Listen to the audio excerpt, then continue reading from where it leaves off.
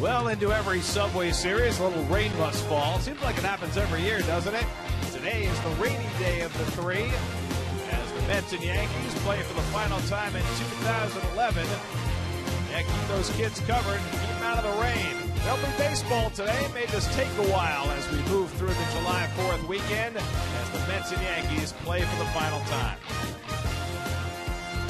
At Citi Field in New York, the New York Mets play the New York Yankees. Today's Subway Showdown on SNY is presented by Dwayne Reed. Mets baseball is presented in HD by IOTV. Get the best in HD free with IOTV. And a pleasant good afternoon, everybody, and welcome to Citi Field, where it is raining. The tarp is on the field, and the start of today's game will be delayed by rain. I'm Gary Cohen. Ron Darling and Keith Hernandez will join me in just a moment as the Mets close out their series with the Yankees, who've won the first two games of the series. This is obviously an enormously important game for the Mets today. They don't want to get swept by their crosstown rivals. They've fallen 7.5 games behind the pace in the wild card race. And to make matters worse, the Mets will play today without Jose Reyes, who today was named the starting shortstop for the All-Star team. He had an MRI this morning, but the results have not come back yet. Reyes feeling tightness in his left hamstring, not the one he hurt 2 years ago, running out that infield hit in the game yesterday, and could only run kind of half speed, then had to dart to get back to first base and came out of the game a half inning later. And so the Mets, already much depleted, now go into this very important game without their leader. Well, you know, it's not one thing, but it's something else. And this is a serious blow to the ball club. This is the man that was probably the best player in the National League the first half of the season, and a big part of this ball club being one game over 500 at the official halfway mark. Pagan's going to be in the leadoff role. I mean, there's been so much positive coming from Terry Collins. You know, how much can be piled on that he can overcome?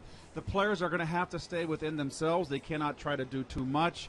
Obviously, they're going to miss their catalyst, their leadoff man, their all-world shortstop. But the little things are going to have to be done. They're in this position primarily because of the pitching, Gary, and the pitching is going to have to carry the banner and keep this ball club in games, and the Mets have an offense they're just going to have to peck away, and Tejada's going to get a lot of playing time. They're just going to have to do the job. Still don't know whether this is going to be a 2 or 3 day affair or whether it's going to be a disabling injury for Reyes, but one way or another, this team has got to play without him for at least a little while at a time when 4 weeks before the trading deadline, they've got to start winning games. Yeah, and I agree with Keith. You know, you can say all you want to say about doing all the little things, but it's an excruciating body blow to this team to lose their leader, the guy having a historic first half. I think the way you can counter that is have guys like Isringhausen, have guys like Beltran try to be the leaders and get them over the top. But even more importantly, Keith mentioned it, the starting pitching is going to have to get better. And R.A. Dickey, who's pitching today, is one of those leaders on the staff. Yes, he's 4-7. He's pitched much better than those numbers. And he's going up against a guy, Freddie Garcia, 141 career wins,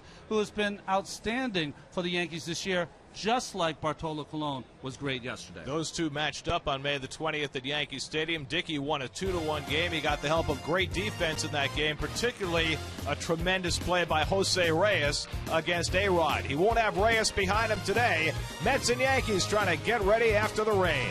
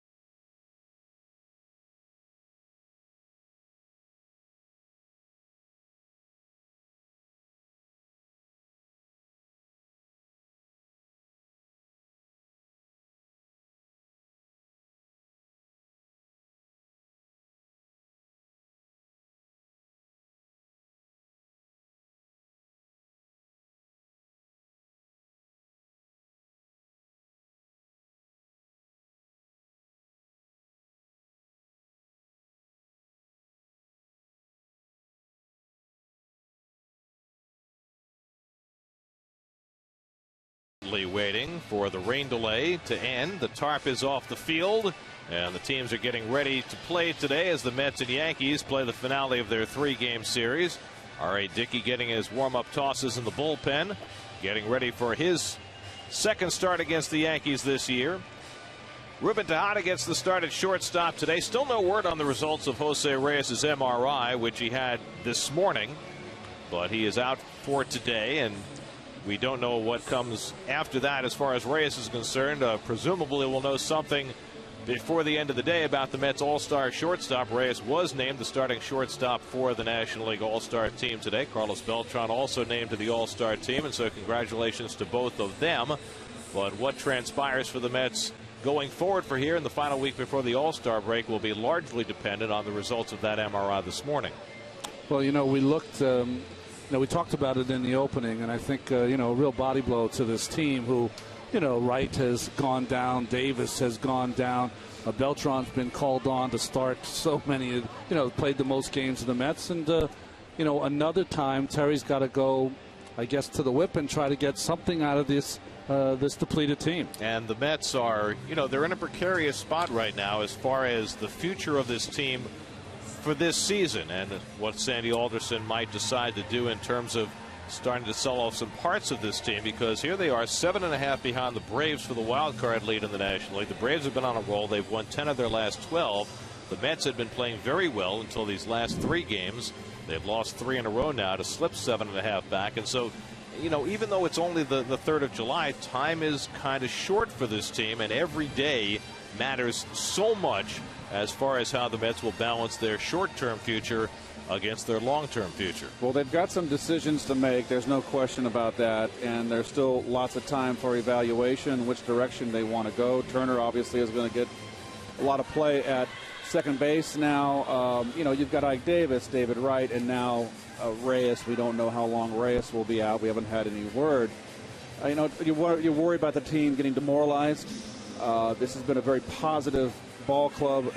Terry Collins has been a very positive force, but this is just like Ron said, another big body blow right here. It's a tough one. Obviously, arguably the best player in the National League you just lost in the first half of the season. But like we said, Garrett, earlier, this club got here on pitching. The pitching's going to have to pick it up. And so for the moment, Tejada will fill the large shoes of Reyes. Dickey will be on the mound for the Mets today. Should be ready for the first pitch of this afternoon's game in just a moment.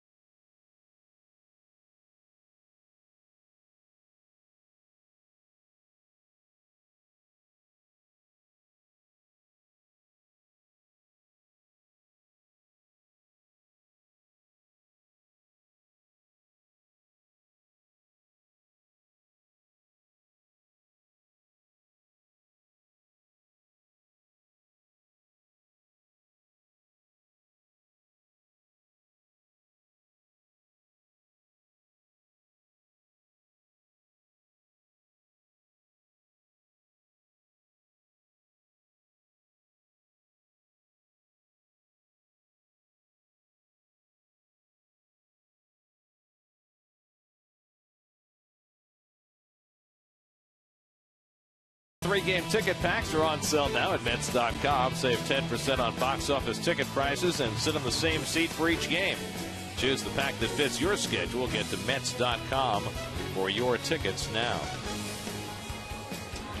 R.A. Dickey making his way in from the bullpen.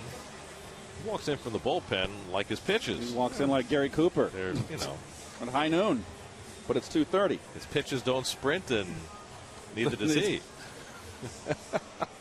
High noon. More like high 2:32. Well, we had a rain delay here, and the rain was not all that hard for most of the afternoon. I think they were anticipating some heavier rain to come through that never really hit.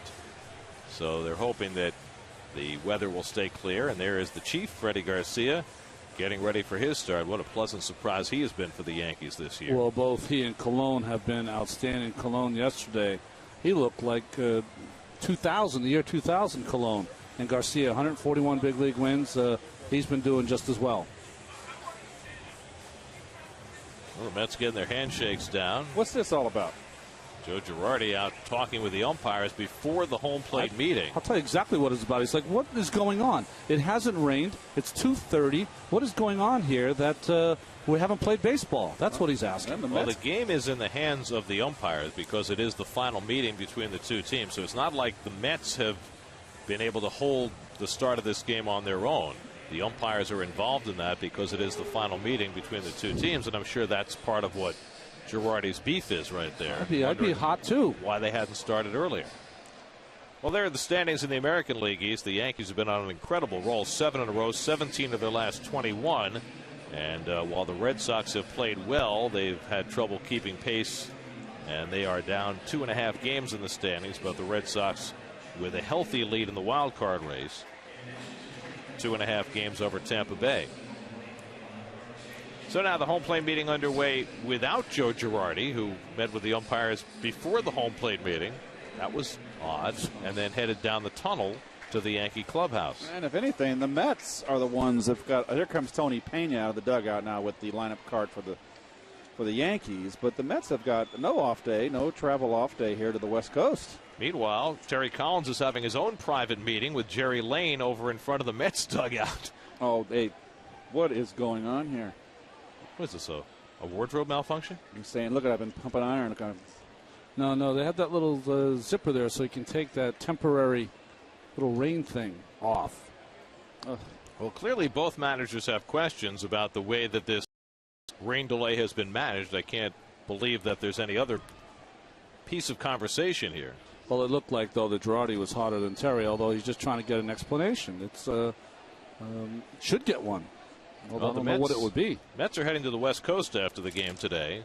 The Yankees will be staying in New York. The other thing is, and I don't know how this affects either side, is that they announced the start time for this game once they started pulling the tarp for 2:30, and it's now 2:35, and we're not playing baseball yet. And counting.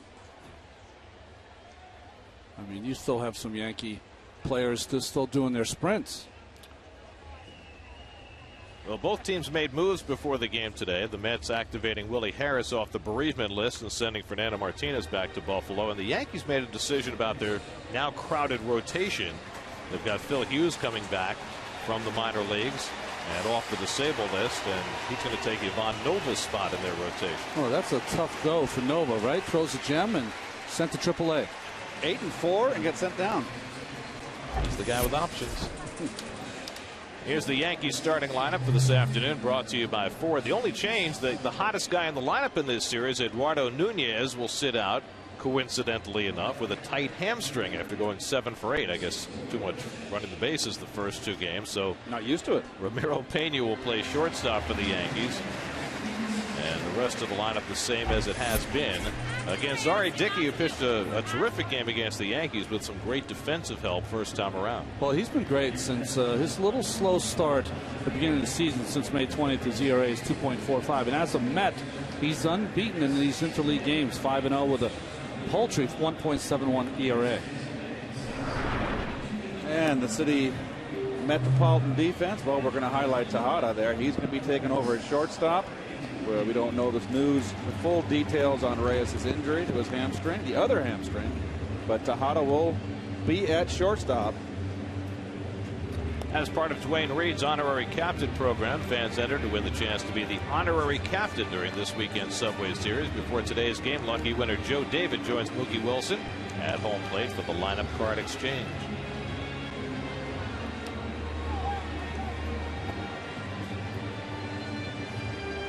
R.A. Dickey coming off a win in Detroit his last time up. He had quite a bit of largesse on his side. The Mets scored 14 runs for him that day. And R.A. said last night, heading into this start, that he probably was not going to count on 14 runs of support this afternoon. Oh, well, he was due, though, after the season he's had. He hasn't gotten a lot of runs.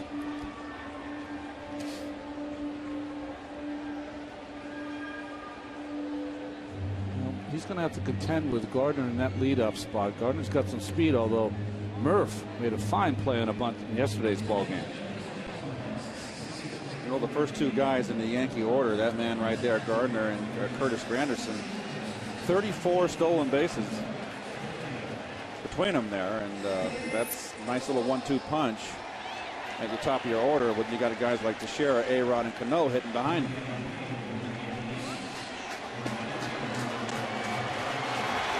So meanwhile, Dickey's ready to throw the first pitch, and Freddie Garcia is walking across the outfield from the bullpen. Are you kidding me? That's a fine. It's not only that, Gary. You don't have to go across the field. You can go in the tunnel. I think there's clearly some gamesmanship going on here, with Girardi clearly complaining about something, and now Garcia walking across the field when the game is finally ready to start. This is it's a little irregular, to say the least. Just letting the umpires know that it hasn't rained in an hour and a half. That's all. Well, I've never seen that before. That would get you drilled. Meanwhile, R.A. Dickey will throw in some more warm-up tosses. Jerry Lane, who's working at second base today, is the crew chief for this group. Bob Davidson behind the plate, Ted Barrett and Brian Knight rounding out the four-man crew for this series. Question for you, Ronnie. Would that upset you? Well, to go a pitch? I would have the Rojo. Oh, really? Yeah. Where? I'm not going to say. And we're ready to go. First pitch to Gardner is a knuckler that sits high, and we are underway after a rain delay of an hour and 29 minutes at the start. Gardner 0 for 6 in this series. In fact, 0 for his last 11, hitting at .267 for the year, and a fastball in for a strike. And Dickey gets even.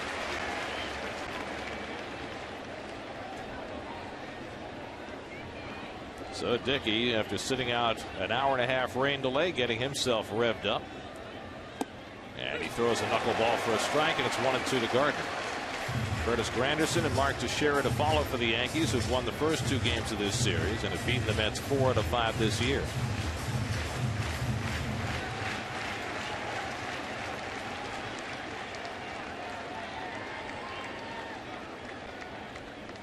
Gardner swings and misses at the hard knuckler from Dickey for the first out of the game. Well, if anyone can handle the rain delay, the not knowing when you're going to pitch, it'll be the veteran R.A. Dickey. So intelligent, great knuckleball there past Gardner. The ball appeared to take 3 turns on the way to home plate. So Dickey fans the first man to face him, 1 out and nobody on, and now Curtis Granderson, who homered in yesterday's game, 2 for 7 in this series, 22 home runs now, 3rd in the American League. Leads the American League in runs scored, 3rd in slugging percentage, just having himself a phenomenal season, and he will be starting for the American League in the All-Star game, one of 4 Yankees who got the nod today, and the very slow knuckler misses a ball and a strike.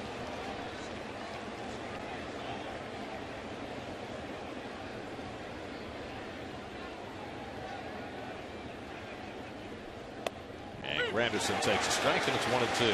Very accentuated back elbow on Granderson. Take a look, folks. Usually you see guys that are level to the ground, parallel. He goes in an angle.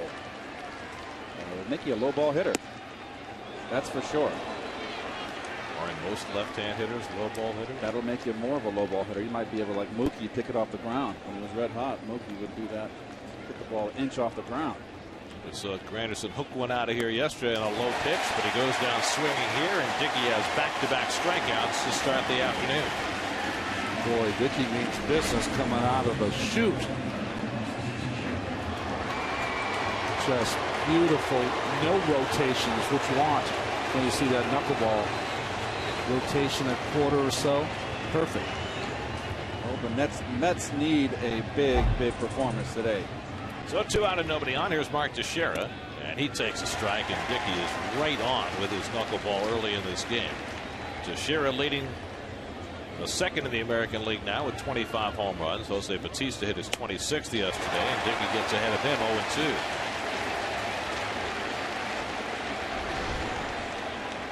The hard knuckler. Not much of a break. It's tantalizing.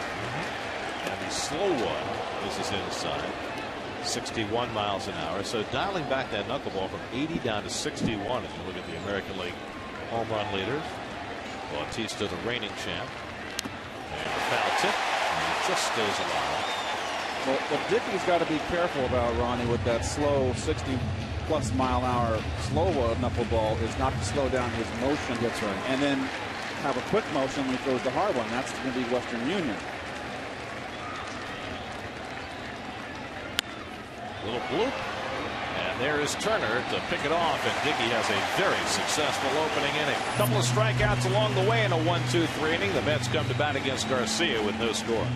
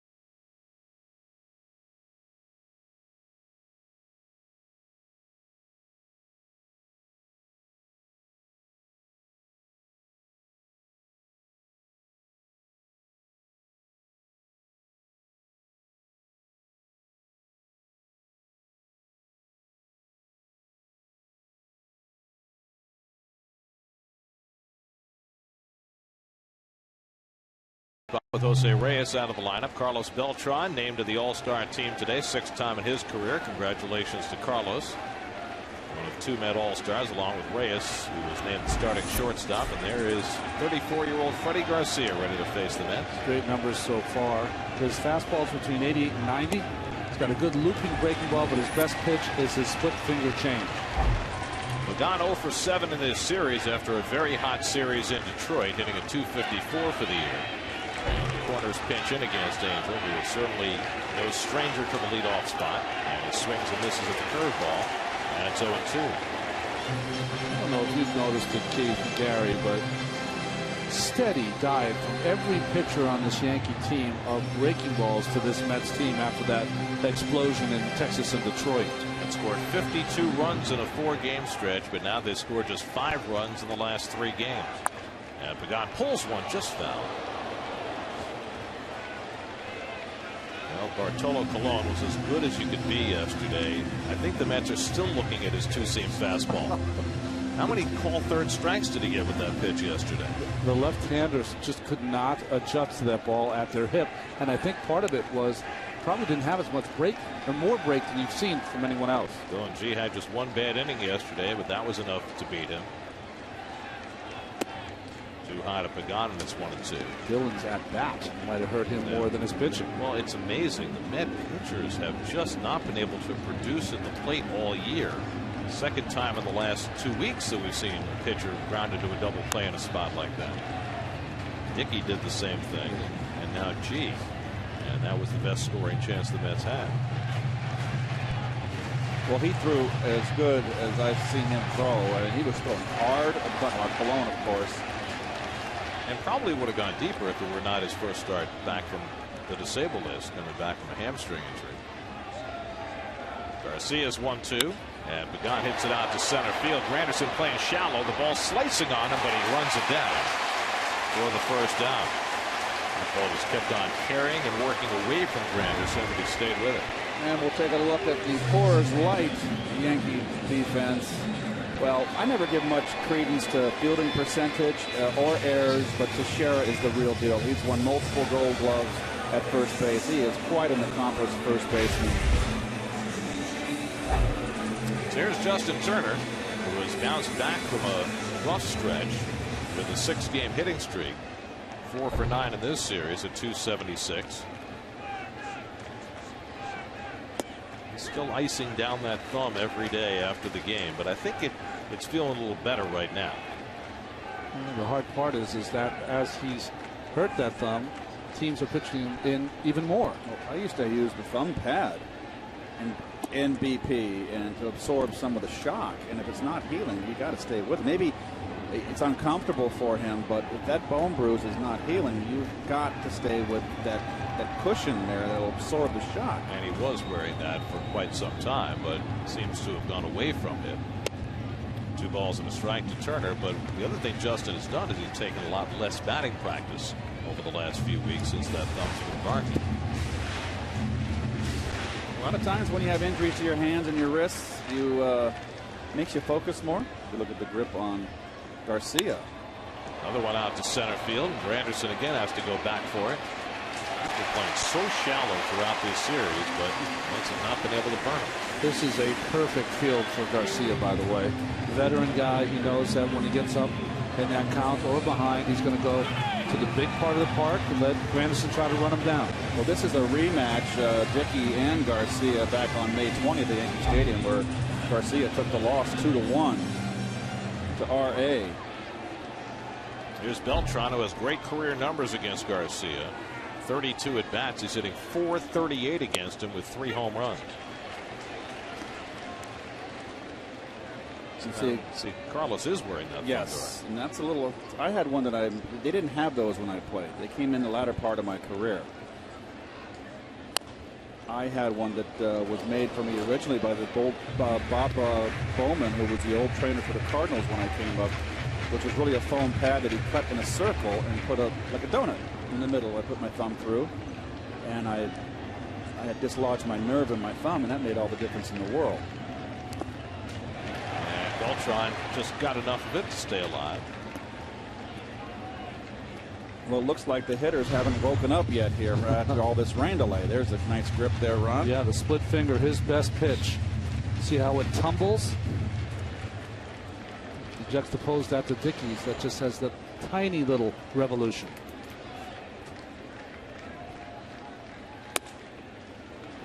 To Beltran, who's carrying a 7-game hitting streak into today's game. Daniel Murphy, who homered against Garcia in the first meeting, is on deck.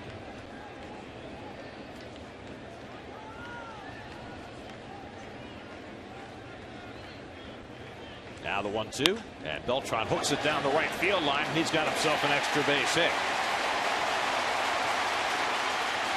And Beltran pulls into second with a 2-out double. Well, he tried to go fastball away. You see that little cutter, supposed to not cutter, but 4-seamer trying to come in. not even close. Up and out over the plate, and as we heard Keith tell many times, that's right in his power zone. Beltran's 23rd double of the year. That puts him in a tie with the lead right now. The Mets yesterday had 2-out doubles 3 innings in a row in the 6th, 7th, and 8th. And now they've got another 2-out double in the opening inning today. So here's Murphy. As we mentioned, he homered against Garcia at Yankee Stadium back in that game on May the 20th. 1 for 7 in this series. And he takes a fastball for a strike. Mets are just 3 for 15 in this series with runners in scoring position after an incredible stretch in that 4-game span in Texas and Detroit, where they seem to be driving everybody in. Interesting defensive alignment off Garcia. Not a hard thrower. Murph planning for pull. Look how much pull Cano is over here.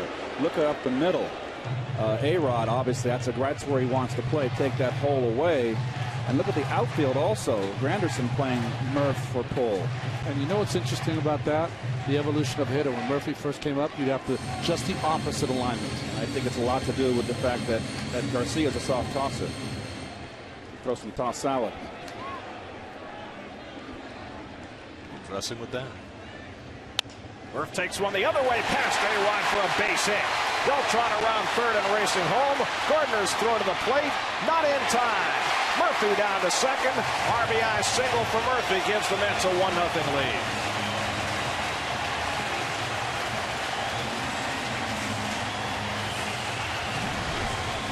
Well, going right with the pitch. Fastball, belt high. Murph stays nice and level on it. A-Rod, after he missed this ball, fell asleep. It's out of the strike zone. That's how you good hitting right there. Watch A-Rod.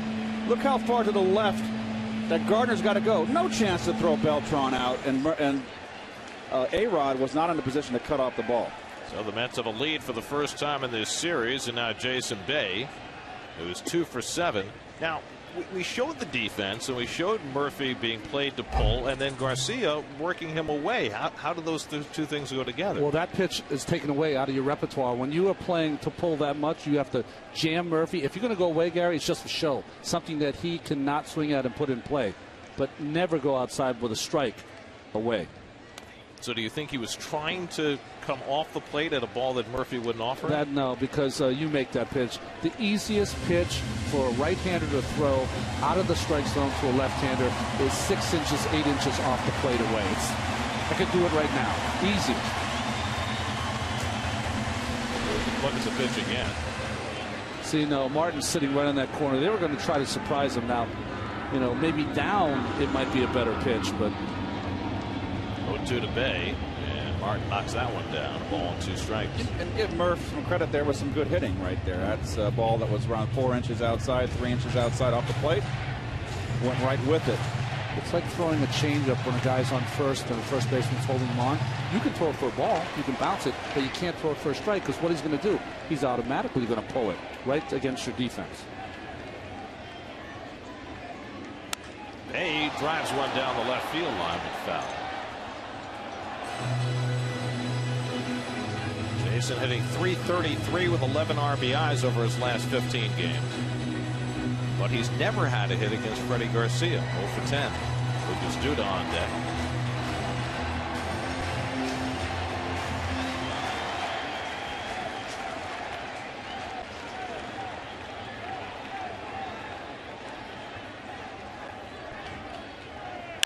And Jason bounces one for Pena to handle. And he makes the running toss just in time to get Bay to end the inning. But the Mets with a 2-out rally in the first. Ramos Beltran behind in the count. Drills a double down the right field line. And on virtually the same pitch, Murphy goes the other way and drives home the first run of the day. 1-0 Mets.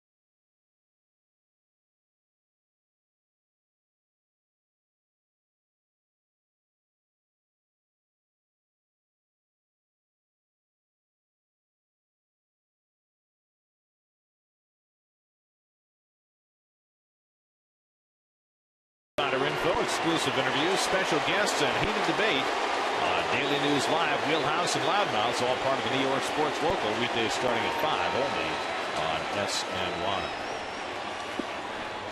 Alex Rodriguez leads off the second inning. Mets with a 1-0 lead.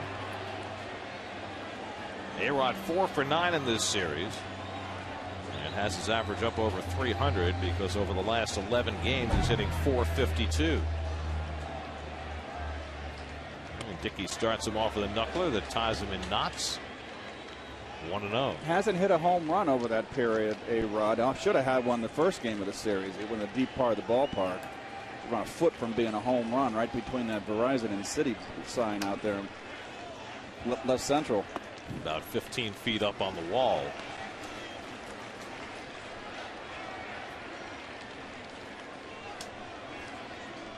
Alex Rodriguez going to the All-Star game again this year as the starting third baseman for the American League, and he takes a fastball for a strike, 2-1.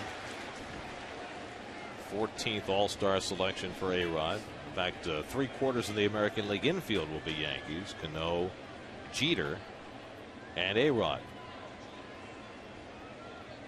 And the fastball hit right at Justin Turner. So Dickey throwing a couple of fastballs to A-Rod and gets the ground ball for the first out. Here is the starting team for the American League. Alex Avila with a lot of support in Detroit. Won the starting job in his second season for the Tigers. The rest of them pretty much as you would have expected, even though clearly Jeter not having an all-star year, he's still Derek Jeter. You know, Avila, they did a lot of the tweeting. Politicking? Yes. To get that going. Well, they must have been doing a lot of that in Milwaukee because the Brewers have 3 starters on the National League team this year. Here's Robinson Cano. Cano 3 for 8 in this series with a double, a triple, and 3 RBIs. Hitting a .292 for the year. And he is waiting for Dickey to throw him a strike. 2-0. It's interesting when he takes a pitch, he takes it kind of nonchalant, and most hitters when they take a pitch they kind of want to watch it all the way in, gauge the speed and movement. Check out the bat, the pine tar on Cano's bat. We'll get a closer look at that. That's a War Club. That's been his gamer for quite some time. You can tell by all the excessive pine tar. That means no one's got it in his kitchen. That means that bat has got many líneas in it so far. Hasn't gone to its grave yet. So you're saying it's lasted a long time? Yes. It's been an unbroken bat.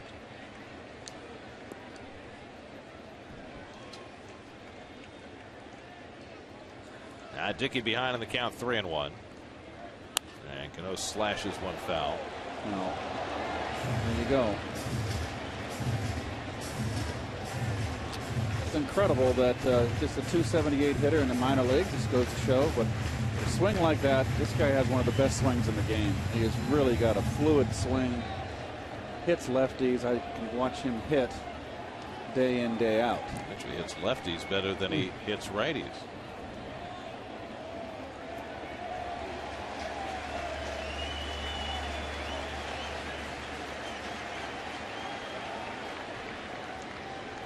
Now the 3-2, and Cano slashes one foul. Oh, nice play down there by third base coach Rob Thompson. Knock it down. They're all over him from the bench. Gotta get that clean. Yes. He made a better play than Murph did in that first game. Murph with the thigh save. Again the 3-2, and he foul tips it and just eluded Tolley. This was a good knuckleball right here, and the good hitters watch it drop down and in, and just got a piece. What a swing. I just love this man's swing. It's a great shot of Tolley's glove, just failing to snare that foul tip. Out left center field, and Pagan drifting over. 2 out. So Dickey's faced 5, retired 5. 2 out and nobody on in the second. And now Nick Swisher will get the turn at bat. Swisher 1 for 7 in this series. And I'm surprised to see him batting left-handed. He's been so good right-handed this year. And we've seen so many switch hitters bat right-handed against Dickey. But Swisher opting to go for the left side. I wonder if it has anything to do with the after effects of batting right-handed against a right-handed pitcher as you move along at post to knuckleball pitcher. Maybe it's just that Swisher has a lot more power left-handed and feels better about that side, especially with 2 out and nobody on. Anyway, he's hitting just .210 left-handed, .333 right-handed, and Dickey starts him off with as hard a fastball as he's thrown all season at 87 miles an hour.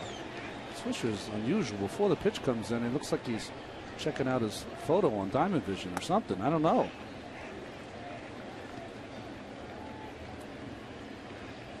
He does that before every pitch. He looks skyward. And it's something that's always been a feature of his preparation. It's the knuckleball right back to Dickey. And R.A. has retired the first 6. So a good start to the afternoon for Dickey, and the Mets have a 1-0 lead in the second.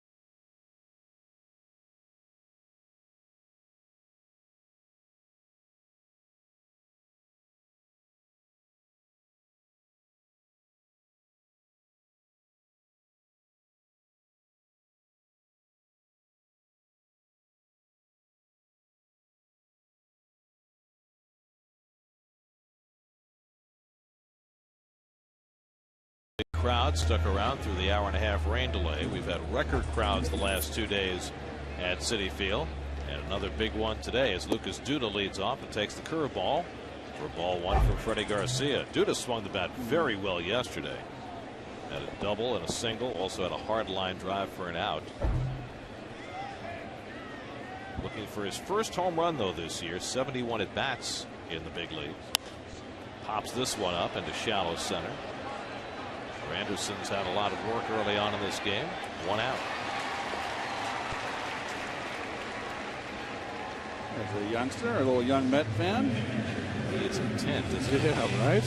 You remember when we were that young, how exciting that was to come to a big league field.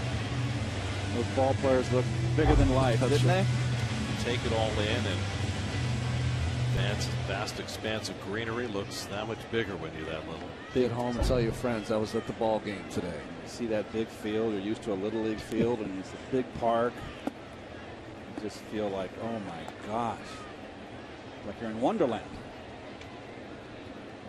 Josh Tolley getting the start behind the plate today. Josh riding a 6-game hitting streak right now. 8 for 19 in the 6 games. things going a little better for Josh offensively.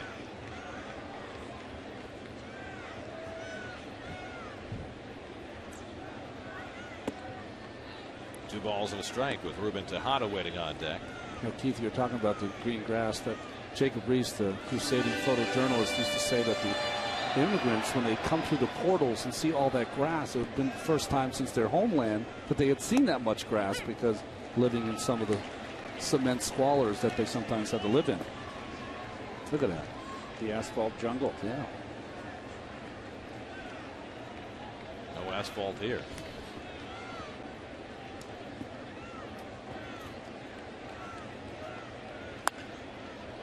And another chance for Granderson. Well, he's having a busy day in just 2 innings. Freddie Garcia saying, you guys want to hit the ball in the air in this park? Be my guest. Well, it's not something that has been part of the Mets game plan. Go back to the last couple of weeks, and they were hitting line drive after line drive, getting into good hitters counts and putting the ball in play with authority. And, you know, talking before the game today about the absence of Reyes, it's one of the things that Terry Collins stressed was that everybody on this team, even with Reyes out, needs to only be what they can be and not try to do more than they're capable of. Tejada getting the start at shortstop today with Reyes out, and he pulls one on a nice diving grab by A-Rod to get him and end the inning. Step in the dive for Alex Rodriguez, and the Mets are down 1-2-3 in the bottom of the second.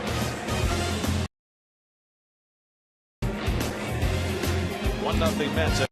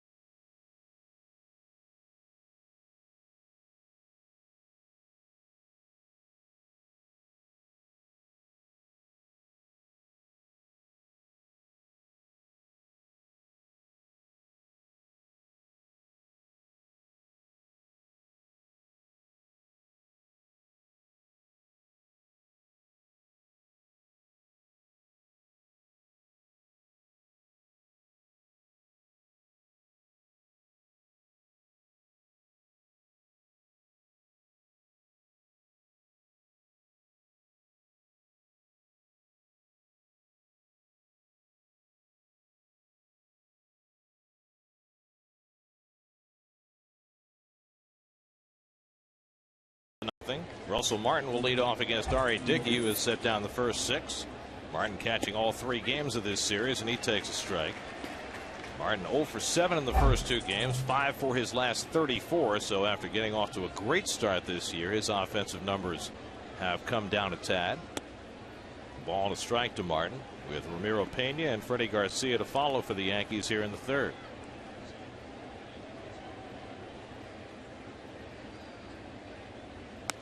Martin was talking the other day about how when he was first drafted by the Dodgers as a 3rd baseman, it was Terry Collins, who was working in the Dodgers organization at the time, who had the idea that maybe Martin would be better suited to catching. Turned out to be a pretty good move. Had some wonderful years with the Dodgers and a resurgent year this year. The knuckleball has popped up and Tolle is there, and Martin's retired, 1 away.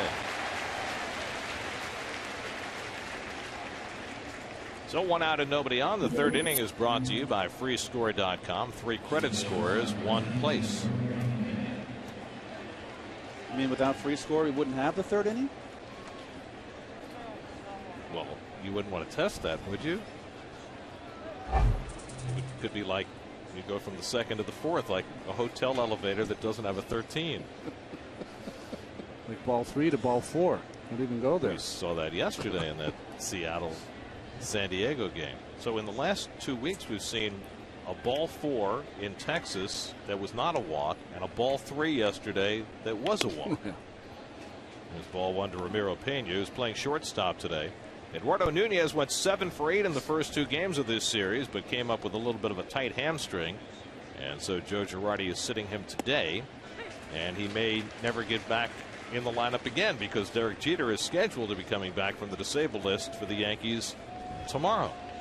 I don't think this is the day you want to be Wally Pipp. Yeah. Pena hits one right at the second baseman, and Turner's got it. And that's 8 in a row for Dickey to start the day.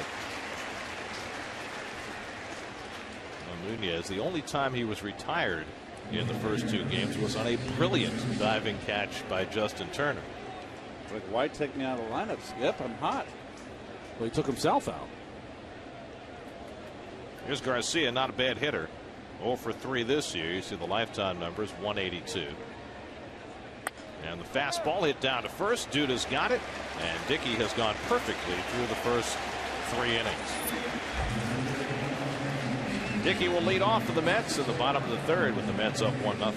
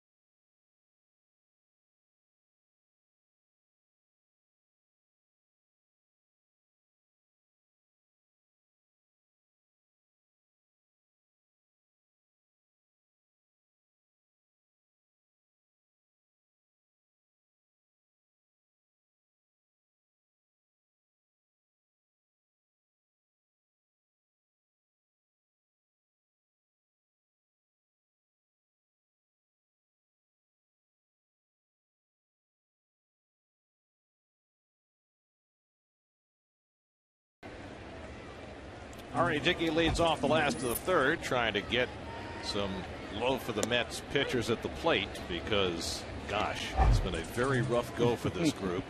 He's 1 for 25 this year, and the Met pitchers as a unit are 1 for their last 79. I've never heard of anything like that before from an entire pitching staff. And Ari's a good hitter. 13 hits he had last season. He's a good hitter. Neese is a good hitter.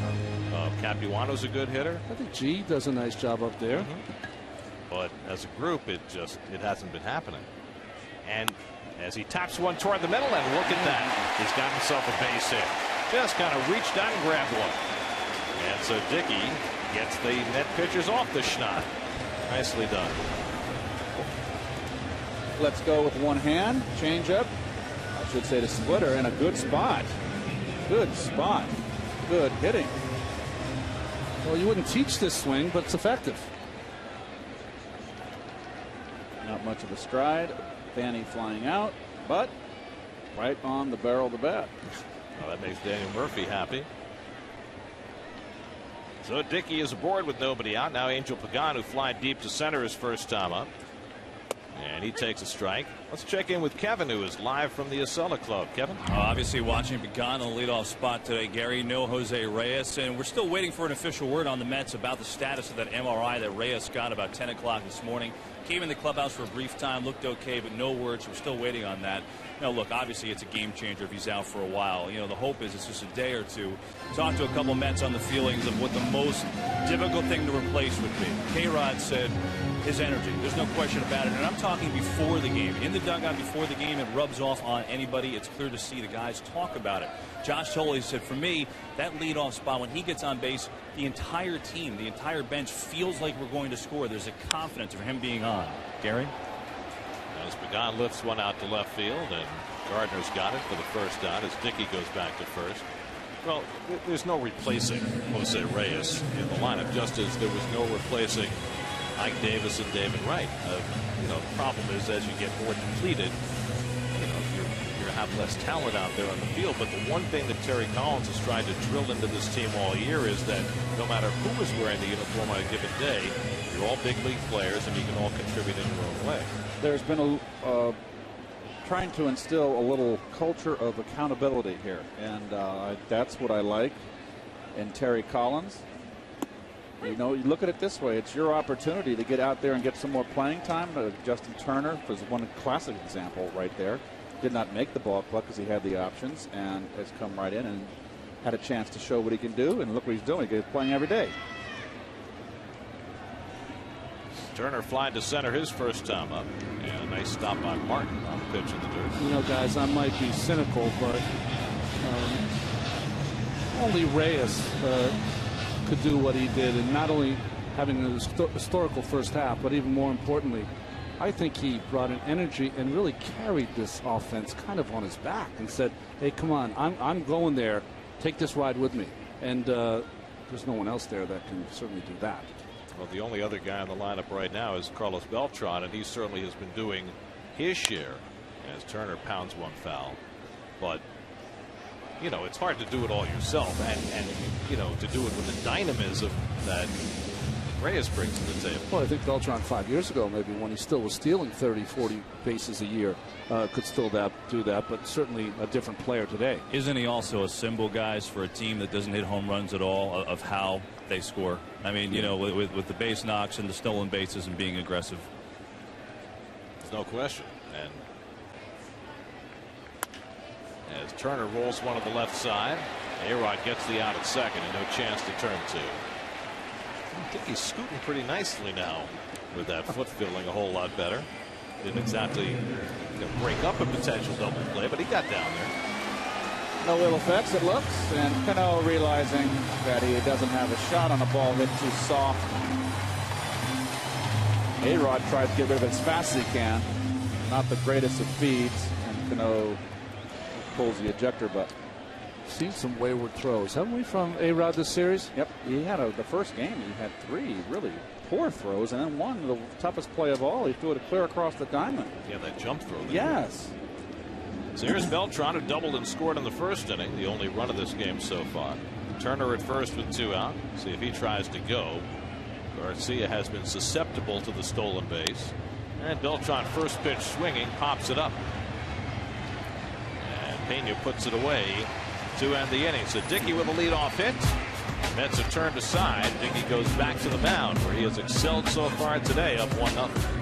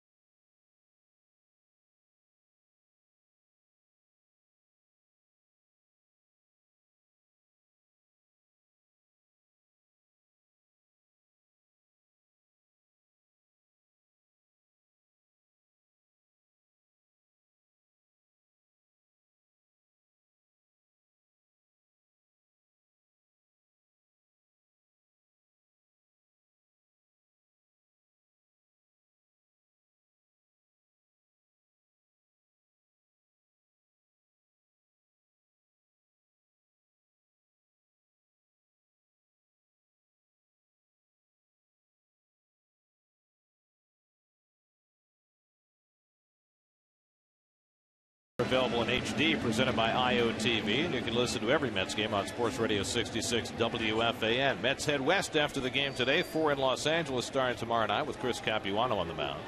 And then 3 in San Francisco against the first place Giants before the All-Star break intervenes. Meanwhile, R.A. Dickey perfect through 3, so the Yankees will send up the top of the batting order in the 4th inning.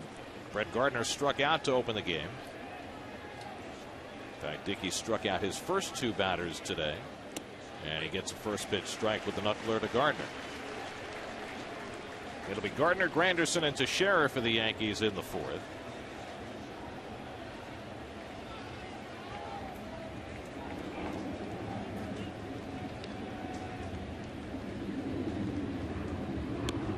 And it's too high to Gardner, 1-1.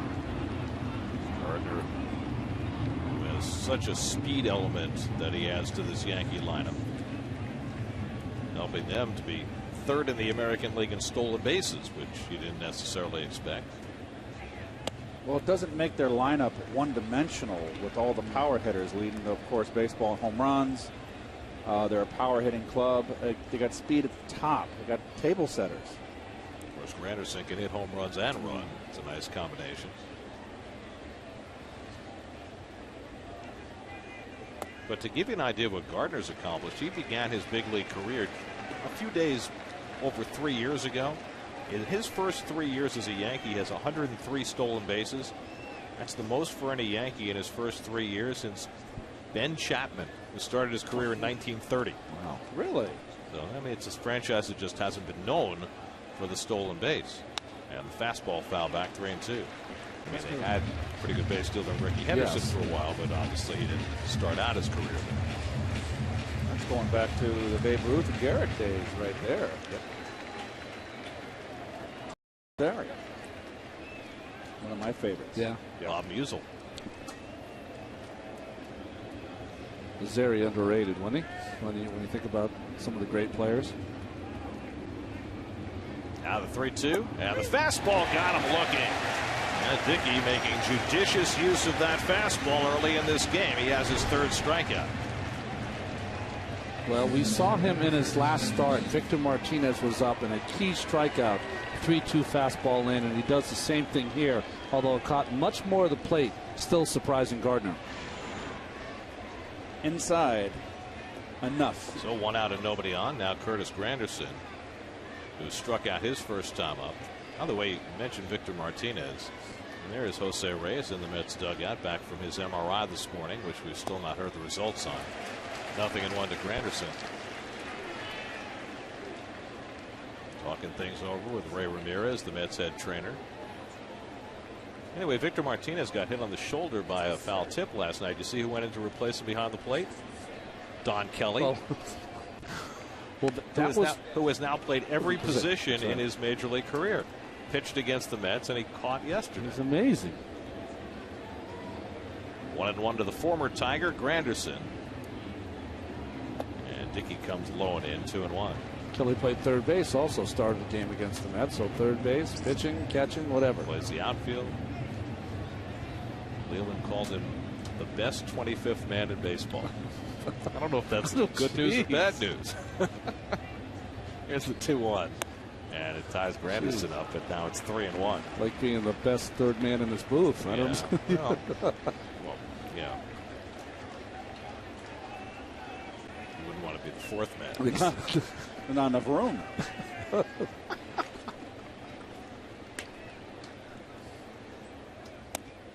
And that just misses inside, and the Yankees have their first base runner of the game. Oh, Dickey thought he had it. Oh, that was a good pitch. He goes in and sends a little question Bob Davidson's way. I think it broke inside. Well, this will tell you the truth, and good call by Bob Davidson. So after Dickey retired the first 10, the Yankees have a man on for the first time for Mark Teixeira, who popped up to second base his first trip.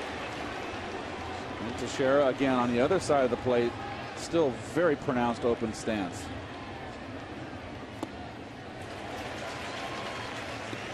He looks square, both eyes into the pitcher from both sides, but watch his front foot. It's not where you're you begin your stance. His front foot, he'll bring it in and stride towards the pitcher.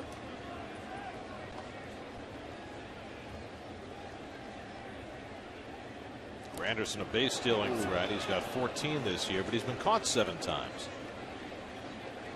The Yankees' stolen base percentage is not great. Neither Gardner nor Granderson is above 70%.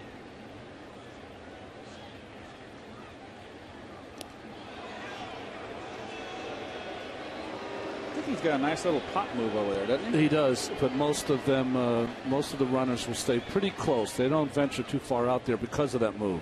You have to have one if you're a knuckleball pitcher.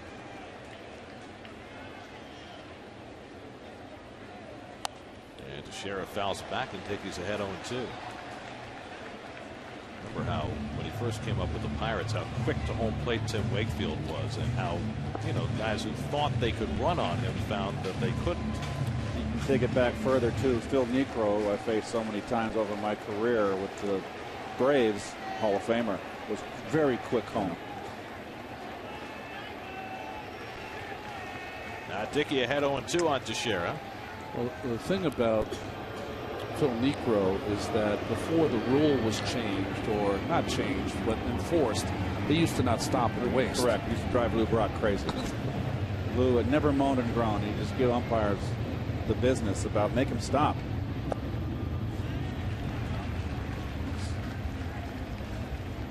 And then 1987 came along and they called every stop balk in the book. There were like 350 balks called that year as they tried to enforce that rule.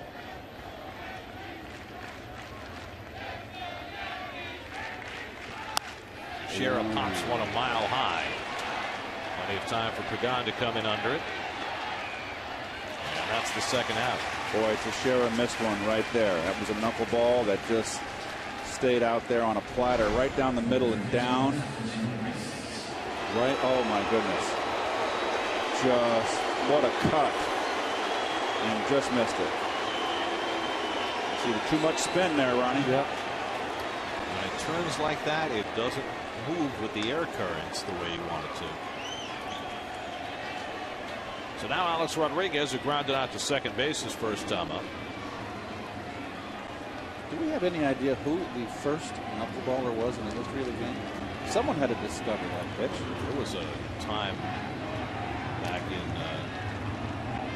the first half of the 20th century, I'm not sure exactly the year, when the Washington Senators had 4 knuckleball pitchers on their staff at once.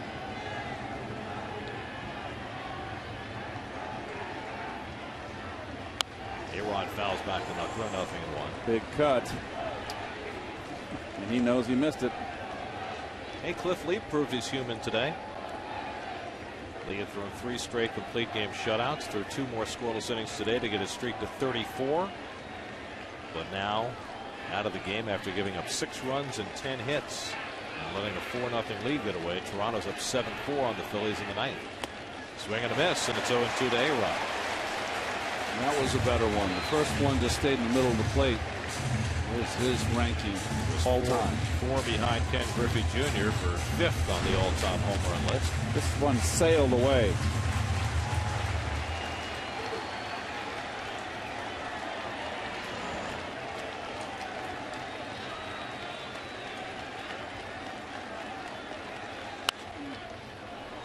Hard knuckler, foul back. You know, A-Rod, we saw that in the ball, Keith, you were mentioning before, that just missed being a home run. He does cut down his stroke a little bit, or his swing, with 2 strikes. A little shorter swing there by Alex Rodriguez.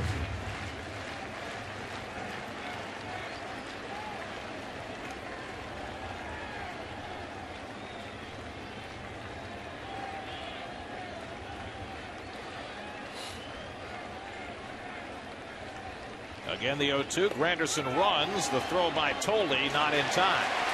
If Granderson steals the base, the Mets want the half swing check down on A-Rod, and the first base umpire Ted Barrett says no swing. No, he didn't swing.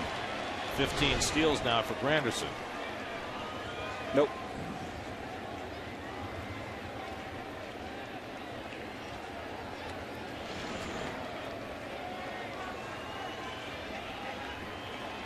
So now Granderson in scoring position with 2 out.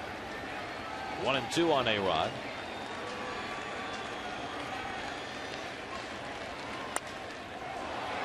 Into shallow right field, and on comes Beltran. Side retired. Dickey gives up his first base runner, a walk to Granderson. 1-0 Mets in the fourth.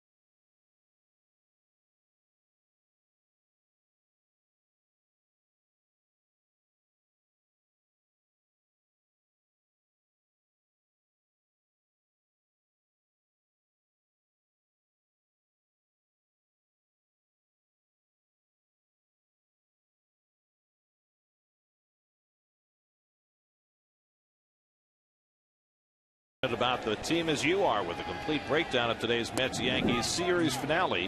Plus up-to-the-minute team news and rumors on Mets blog presented by Verizon, featured on SNY.TV, your online home of all things New York sports. Daniel Murphy's driven in the only run of this game. Single to left in the opening inning, brought home Beltran with 2 outs.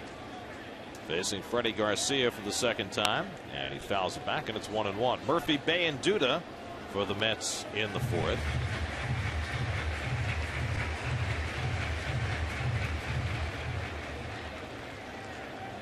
Murphy over the last 40 games now hitting .348. So he has been going well for a long time now, and kind of overlooked as far as the role that he's had in keeping this team afloat. Jason Bay on deck. Going well at the same time of having to play the corner positions back and forth. Well, think about it now when you consider the fact that the Mets have not really had a regular second baseman this year. They're now without their entire starting infield, with Davis and Wright having been out for so long, and Reyes out for the moment. And Murphy takes another one the other way, and he's 2 for 2. So the Mets get a leadoff hit for the second straight inning. Well, again, Garcia either didn't get the memo or is just not executing his pitches on the outside part. Same pitch. Belt high, running away. Now Bay, who grounded out to short his first time up. You know, you guys are talking about Murphy. I mean, think about the path too. You know, I mean, he was slated to be the starting first baseman last year. Got hurt the last week of spring. Ike Davis took over and took off, and you know, even this year, you know, didn't win that second base competition. And you know, I talked to him about it today. He said, "Look, I understood my role. I understood what it was going to be on the bench. I was okay with it. I just, you know, was hoping I could get maybe a start a week to stay fresh and really try and help this team. But you know, I've really enjoyed the clubhouse. We play hard for each other, and he said, look, I haven't really assessed the season yet. It's something that I'll do at the All-Star break. But amazing how things can change in this game in a blink. Right, and they can change back, too. I mean, who knows what the second half of the season would bring for Murph if everybody got healthy. Where would that leave him? Would he be playing second base? Would he be coming off the bench? Who knows? He would have been coming off the bench, but assess it this way. 48 hours ago, you're coming off a plane in Detroit feeling about as good as you can feel about yourself. And then Reyes pulls a hammy.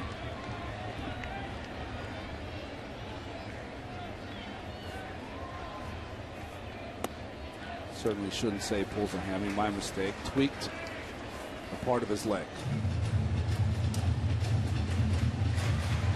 There are the numbers on Murphy over those last 40 games. So he has produced big time.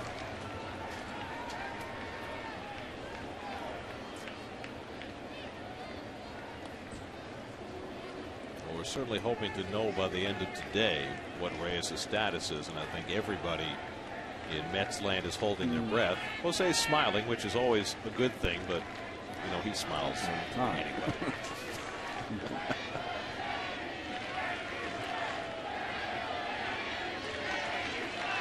There goes Murphy. Bay takes it outside. Martin's throw is perfect, and Murphy is out. Boy, you just can't throw any better than Russell Martin did, right on the bag to Cano. Decent jump by Murph. No wasted motion getting rid of that ball, and it does beat Murph.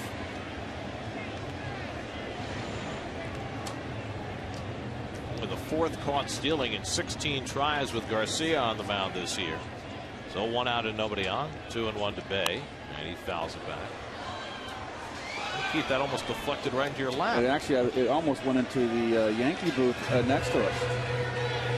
I believe George Cohn is over there. George David Cohn and Al Leiter.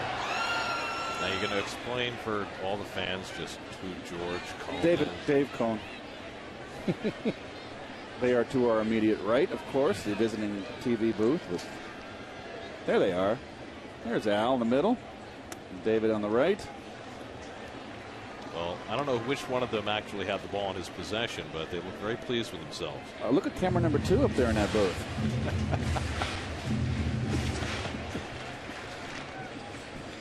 Where's Al? Now Garcia's 3-2, and Bay hits one past the mound, and it sneaks right under the glove of Pena and into center field, and Bay's got himself a seeing eye hit. Well, couldn't place it any better than that. Nice effort by Pena, but just under his glove. Bay, his first ever hit against Freddie Garcia after going 0 for 11 against him. So 1 out and 1 on. It's a final in Toronto. The Blue Jays beat the Phillies 7-4. Braves were down 3-0 to Baltimore until just a moment ago. It's now 3-2 in the 6th. Braves have won 5 in a row and are 7.5 now in front of the Mets. There's a strike to 2-0 and 1. For Baltimore today, Zach Britton, their pitcher, hit a home run. First AL pitcher since 09 to hit a home run. And only the second Oriole ever to hit one in interleague play. The other one came against the Mets. Chris Benson off Pedro Martinez in 06. That just came off the top of your head. You remember that? No, I had it right in front of me, but I do remember Dave McNally hitting home runs in the World Series on a couple of occasions for the Orioles. And in fact, he hit a grand slam. McNally in the World Series. That was part of that big pitching staff. The Oriole pitching staff. McNally, the left-hander. To the right side, Cano gets the out at second. Pena the return. The stretch by Teixeira, and they turn the 4-6-3 double play. Nicely handled by the Yankees. Mets get 2 hits, but send up only 3 batters in the 4th.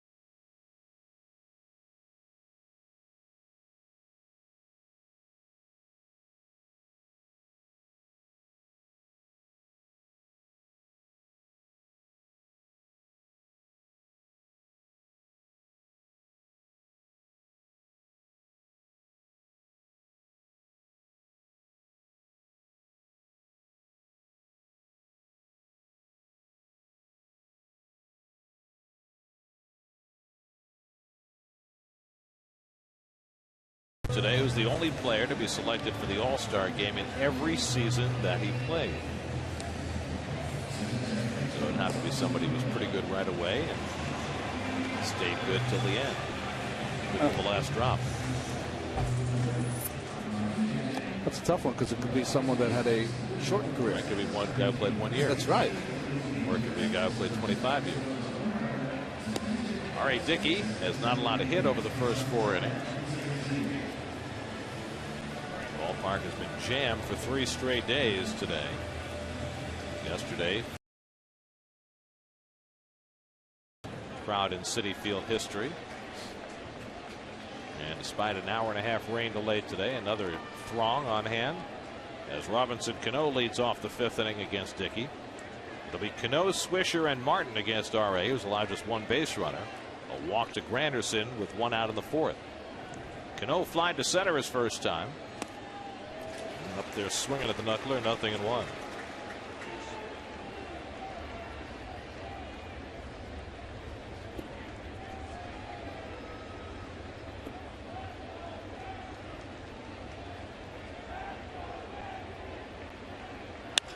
And Cano takes one the other way, and he's got the Yankees' first hit. Cano into second with a leadoff double, his 19th double of the year. Well, we talked about him using the whole field from the get-go, the first opening game of the series, and look at that. Just such an easy swing, hitting it right where he's pitched, right where it's pitched. That is just sweet. This sweet swinger. So the tying run in scoring position for the Yankees with Nick Swisher at the plate. Swisher had a comebacker his first time up. And I would say that today the crowd is more portioned toward Yankee fans than it was the first 2 games of this series. And they are getting some noise going, and Met fans trying to shout them down. Mets playing, looking for the bunt, and Swisher obliges and lays off ball 1. Well, I think that's a tough task to ask your hitters to bunt the knuckleball. Tough enough to hit. I wonder if this strategy is influenced at all by the fact that we might have more rain before too terribly long.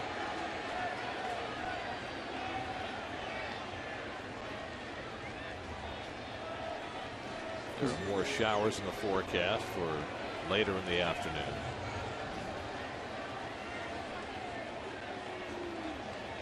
Tejada trying to keep Cano close at second. And Swisher swings and fouls it off. 1-1. I just had a feeling that Girardi was going to give him a 1-0 one pitch to swing at. And then maybe back to the bunt, right?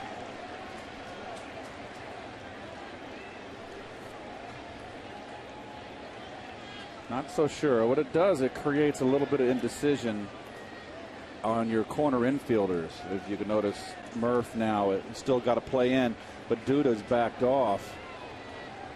You're just not sure what they're going to do here. I would play back. If he wants to bunt him to third, be my guest.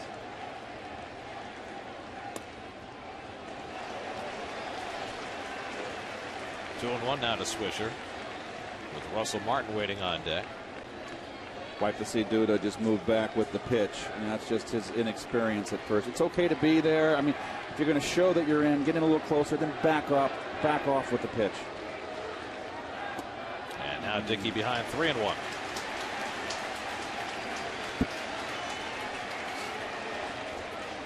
So she's going to get a fastball? Probably not with that base open. And a right-hand hitter on deck.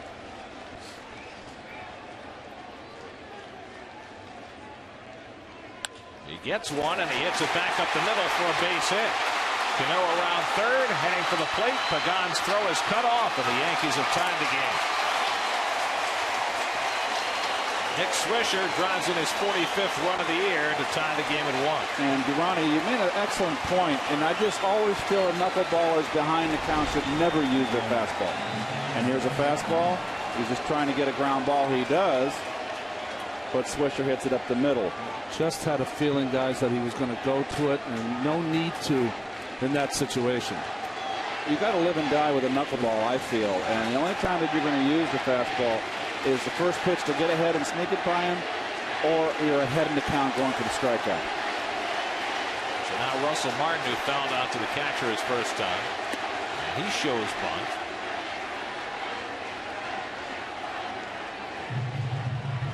Martin 0 for 8 in this series, and you got the 8 and 9 hitters coming up behind him, so a bunt would be a strange play here. Can't hit and run with a knuckleball, can you, Keith? No, most assuredly not. That would make me very nervous. Swisher a very short lead at first as Martin swings and misses at that knuckler, 1-1. Ramiro Pena, the number 8 hitter, is on deck.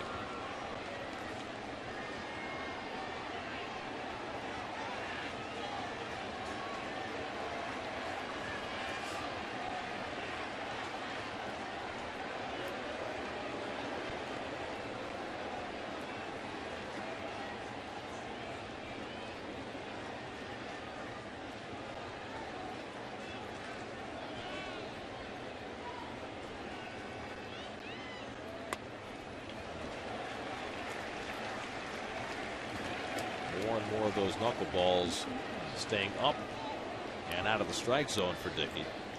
That was a nice play by Tolley. It's kind of like trying to catch a butterfly with a net.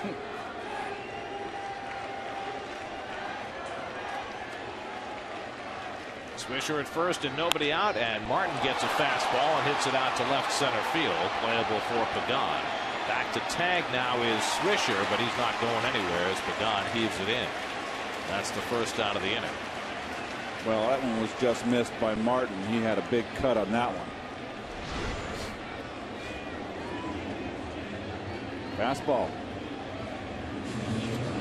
And that was surprising on a 2-1 count. And they're no longer gearing on knuckleball, Gare. You know, you're not surprising anybody with a fastball. And he did surprise them a lot early in the game. So the Yankees making that adjustment. Now 1 out and 1 on. Here's Pena, who grounded out to second base his first trip. Pena making just his 6th start of the year for the Yankees. Spent the majority of this season in AAA. He was hitting .269 at Scranton when he was called up. And he takes the first pitch fastball for a strike.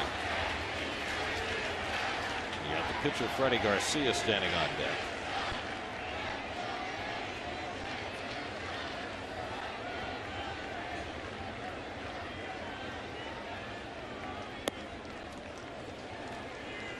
Dickey, who had such great command of his knuckleball early in the game, does not have that same command now. You kind of want to lead with your elbow, which is the opposite of pitching anyways for a traditional pitcher, but he's getting underneath it also as he leads with his elbow. That's why it's up in the strike zone.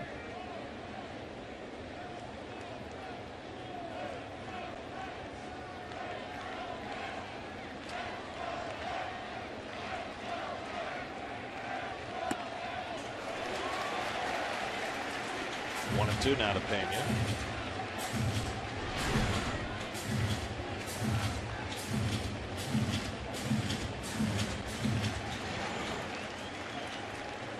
That was up, but 2 up to reach.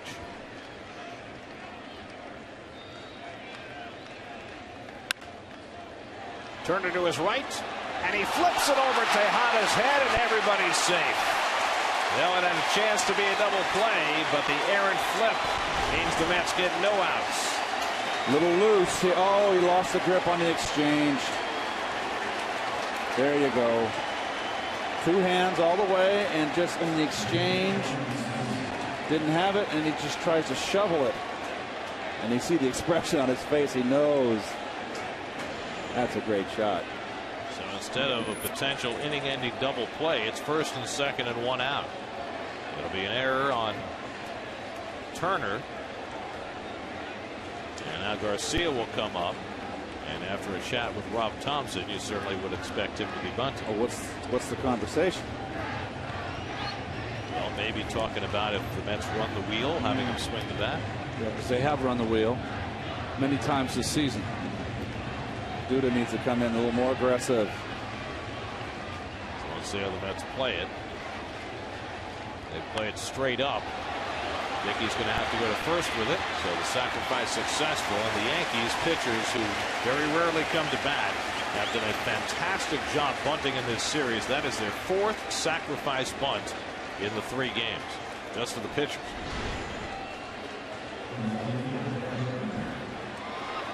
Well, interesting. R.A. chose the fastball there. I think he was going to be aggressive and try to make that play at third.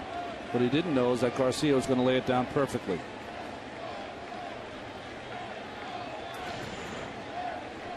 Well, this is the spot right here where you're the infielder that made the error or the outfielder, and you just say, got you. R.A., pick me up here. Get this third out. Well, Gardner's the batter. He has struck out twice, and, I know the situation doesn't cry out for it, but he's always a threat to bunt, and Duda's playing back at first base. And I would think just that opportunity created by where Duda's playing might tempt Gardner to bunt. There's 2 things you got to do. Duda's got to be in because of the threat of the bunt, and also Bay in left field. No power for Gardner to left field. He should be a little closer to the line also. And the problem, Gary, is that it's tough to bunt a knuckleball. But he hasn't hit it so far. I hear you. Now Dickey behind him 2-0, and you got Granderson looming on deck. So this is a huge spot for Dickey to try and keep this game tied. Should have been out of the inning, but Turner made the error to prolong it, and now Dickey trying to strand 2 in scoring position. Up to 75 pitches working in the 5th inning. And Gardner takes ball 3. And Dickey has been behind in the count consistently in this inning.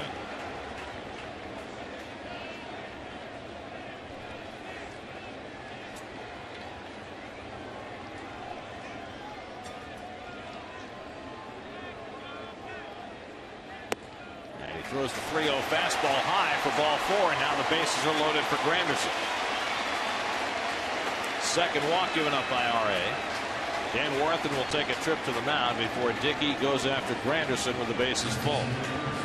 Now, if you're Granderson here, do not let Dickey try to sneak a fastball by your first pitch. Get ahead. And if he's going to throw you the fastball, Ronnie, he's going to throw you the sinker away. So be geared up the middle. Well, it goes without saying, this is an enormous moment in this game. It would be anyway, but with weather looming, even more so in the bottom of the 5th inning. Pretty interesting. R.A.'s been doing a lot of stretching. He's been doing a lot of manipulation of his arm, right arm. I wonder if he's not feeling quite 100%. So here's Granderson, who has struck out and walked.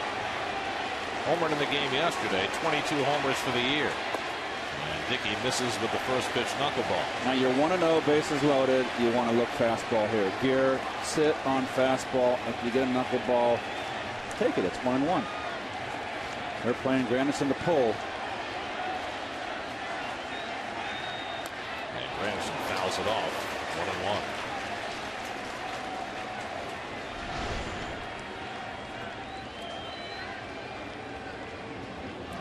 Great movement that Dickey was getting on that knuckleball early in the game.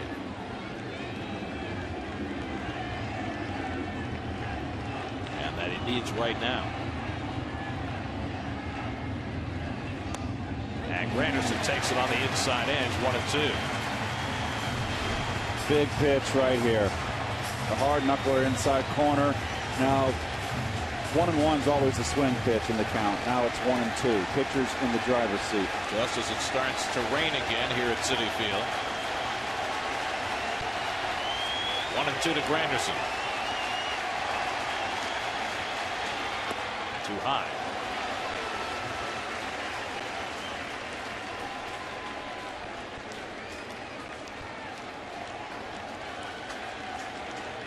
Just a light rain falling right now. We're delayed an hour and a half at the start.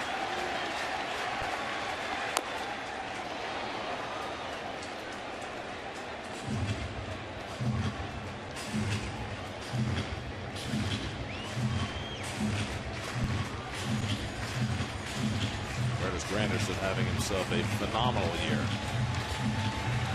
Curtis has got that big eye tilt His eyes aren't parallel to the ground. They're 45-degree angle. Makes it real tough to hit a knuckleball, let alone any pitch. Again, the 2-2. Tied him up. Did he go? No.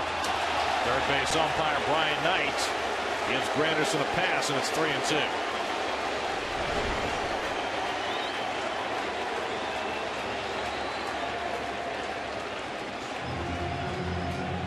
Could have gone either way. A little break of the wrist. I think that's a swing. Oh boy. Absolutely. It's been a swing most of this year. So now the merry-go-round will be in motion. Swisher, Pena, and Gardner all get set to run. 3-2. First, Dickey takes a look. Trying to get somebody leaving too early.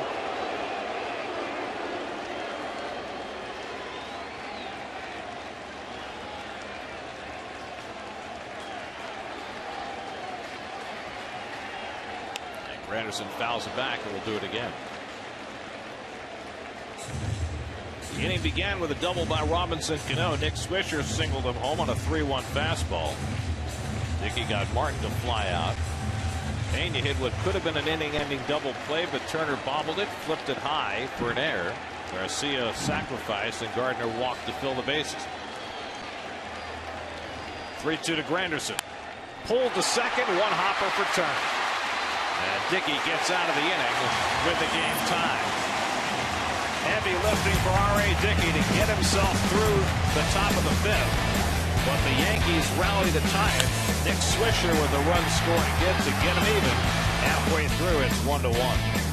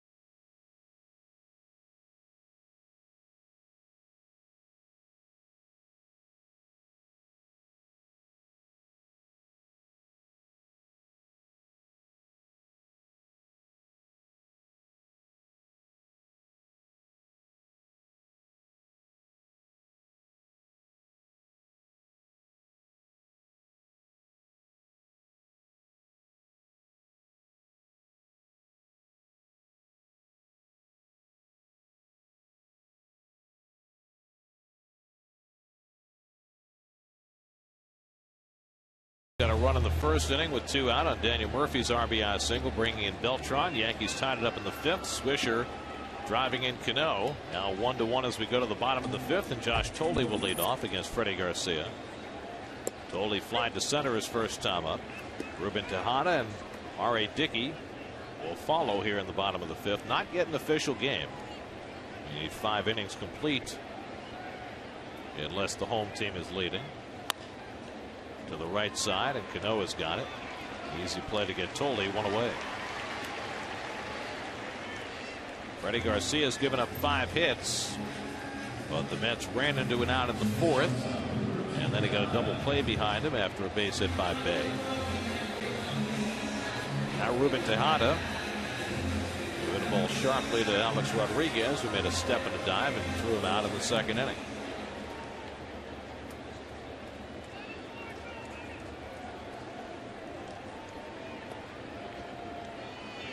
Jason Pridey has come out on deck to bat for R.A. Dickey, and wow, you were talking about it, the fact that he was doing a little loosening out on the mound, and I wonder whether that has anything to do with the fact that Pridey's on deck. Well, he was loosening up, also manipulating his arm a little bit, and then he walked off the mound after that big out. Really had a noticeable limp. Through 28 pitches in that top of the fifth, 85 for the game. And a fastball outside to Tejada, 2-0. So it looks like Dickey is done after 5 innings.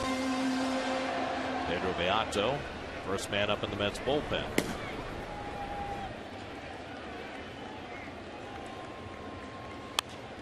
Tejada pops one up. In comes Teixeira from first, but Martin will take charge. Yeah, that's 2 away. Ruben's got to run that ball out. That was a fair ball. He did not even get close to first base. Didn't even drop the bat. He's got to run.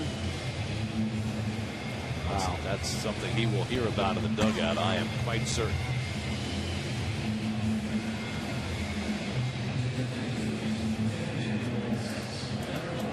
So 2 out and nobody on now. Jason Pridey bats for R.A. Dickey.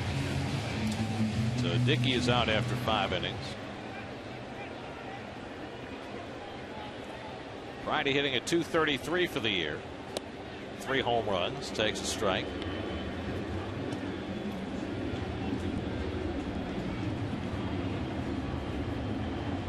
Pridey appearing for the first time in this series. And he pulls off the splitter, and it's 0-2.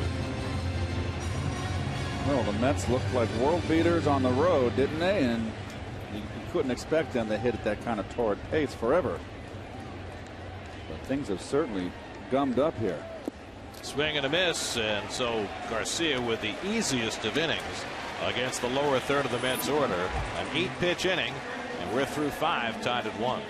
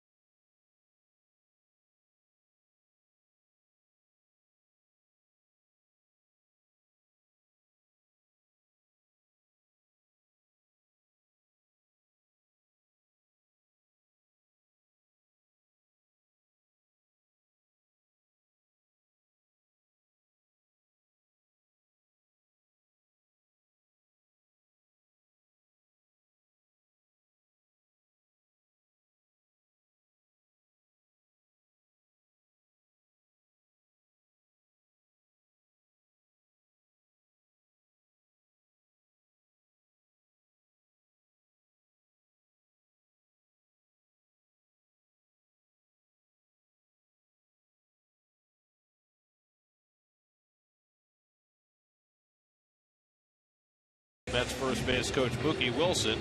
Find out how many triples he thinks he would have hit at Citi Field. Plus relive the top 10 Mets plays from June on Mets Weekly. New episode tonight at 6. Only on SNY.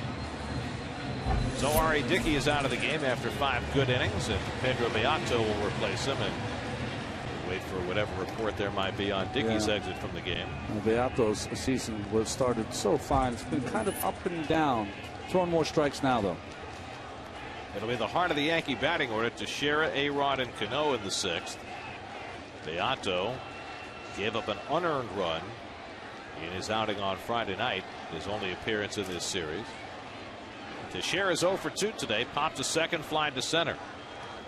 And it should provide quite a contrast for the Yankee hitters now, facing Beato and his fastball as opposed to facing Dickey for 5 innings.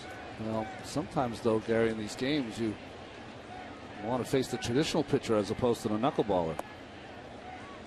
You know, there's an aphorism in this game, Keith, about a knuckleball pitcher messing you up for a few days. Yes. How about within a game?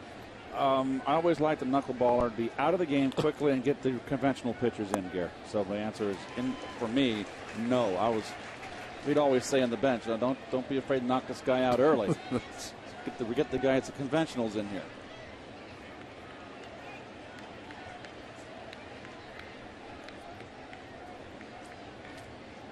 Now the 1-2, and Teixeira pulls one down to Duda, who will take it himself. One away. So 1 out and nobody out. Let's check in with Jonas Schwartz for a New York State Smokers Quit Line game break.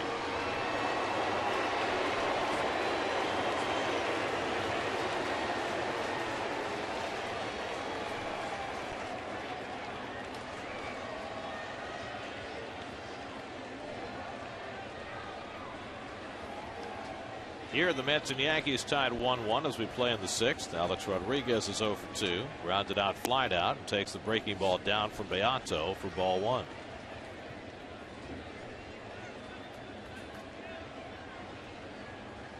A-Rod 4 for 11 in this series.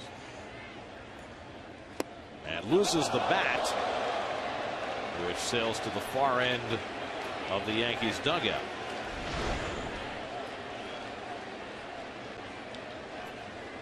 And the bat boy was out there trying to give A-Rod his secondary bat, and A-Rod saying, no slugger. Again, get my gamer. Thank you. And guess what? He took the secondary bat. Well, if you're going to lose it, better than it lands on the field, then it goes up in the stands. Who's that masked man? That's my brother, Eddie. Wearing the vintage Reggie Jackson Angels jersey? I don't know what he's thinking. Wow. He looks a little tired. Probably listening to the broadcast. Well, I'll do it to you.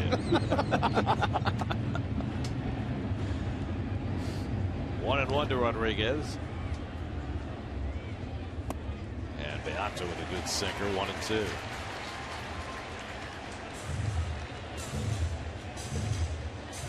Beato was talking before the game with Kevin Burkhardt today about how much more aggressive he is being now than he was when he first came back from the DL. And that breaking ball strikes out A-Rod for the second out. Boy, it was a hanger.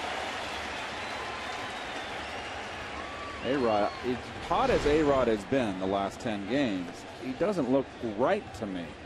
That's a pitch on a tee right there. Swung right through it. You're telling me that's a pitch he never misses. It dispels the notion, though, when you pitch, you get away with pitches sometimes that are not good. So 2 out and nobody on. Now Cano, who doubled to left and scored the Yankees run in the 5th inning. Dickey threw 85 pitches over 5 innings. A lot of run on 2 hits. Walked 2, struck out 3, and no decision game for Dickey today.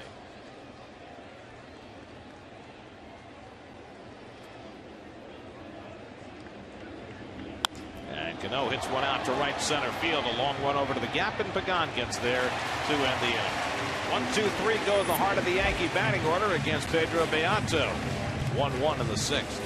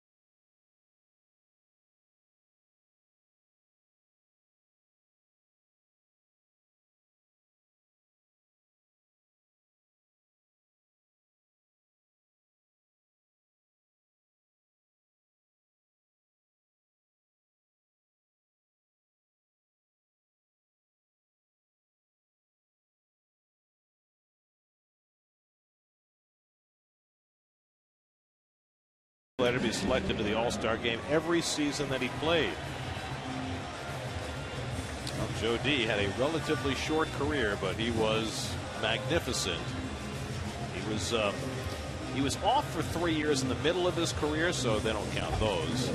43, 44, 45, he was in the military. But all 13 years that he played in the majors, he was in the All-Star game. Career shortened with injury. The most remarkable stat besides the 56-game hitting streak for Joe is his career only struck out less than 350 times. It was 369 strikeouts, 361 home runs, if I remember the numbers correctly. McGowan first pitch swinging, grounds one to Cano, and he's an easy out to start the bottom of the 6th. So 1 out and nobody on. And Justin Turner coming up. How old was DiMaggio when he retired after 51? It's been, what, 35? Yeah. A lot younger than I thought. Because he had a few years, great years, in the Pacific Coast League before he first came to the Yankees. Came up at 36, I think. Batted 400, didn't he, in the Pacific Coast League one year? So he was 36, going on 37 when he retired. Would have turned 37 in November of 51. 1 out and nobody on. Justin Turner, and he takes a fastball for a strike.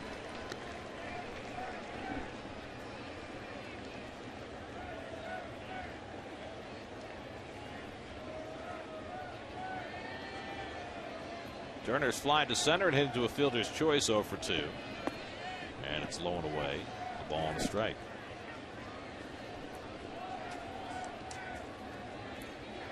The word on R.A. Dickey is that he left the game with a tight left gluteus maximus. You sure it wasn't the piriformis? I don't know where the piriformis is. I can tell you where the piriformis is. I'm not as up on my anatomy clearly as you are. That's the one that always gives me trouble from my back. That's the only reason why I know that. So that's above the gluteus maximus. I don't know. It's tight. Closer to the ischial tuberosity.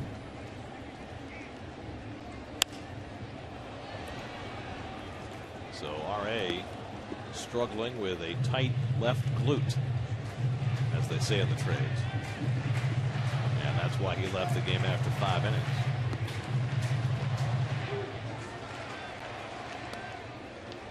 That isn't a problem getting on a 6-hour flight to Los Angeles, by the way. Yeah, wow. That's a very good point.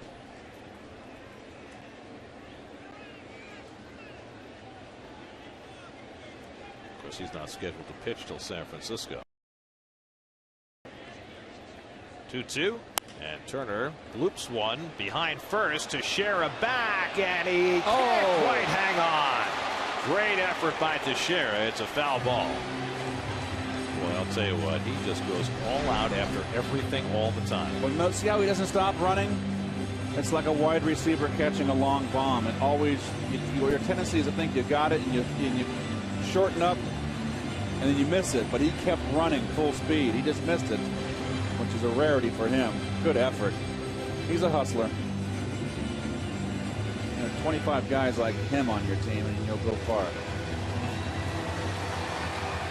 So Turner back to the plate with another chance. No error on the plate, clearly.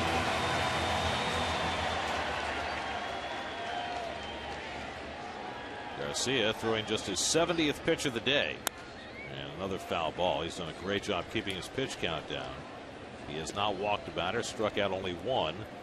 The Mets have been putting balls into play early against Garcia. The Mets had Garcia in spring training a couple of years ago, and there was every reason to think he was done. Yeah, yes. But he has had a terrific year for the Yankees, filling in the back end of the rotation. Good enough so that when the decision came today on where to fit in Phil Hughes, who's coming back this week, it was not Garcia, it was Ivan Nova who was shoved out.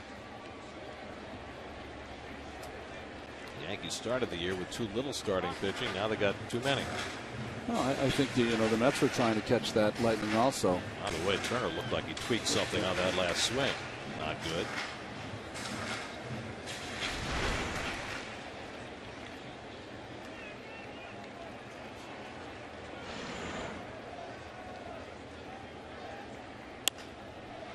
Out to left center field. Gardner was playing over that way.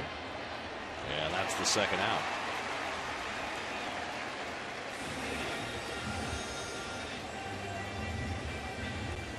So 2 out and nobody on. Now Beltran, who has scored the only Met run in this game. Double down the right field line in the first.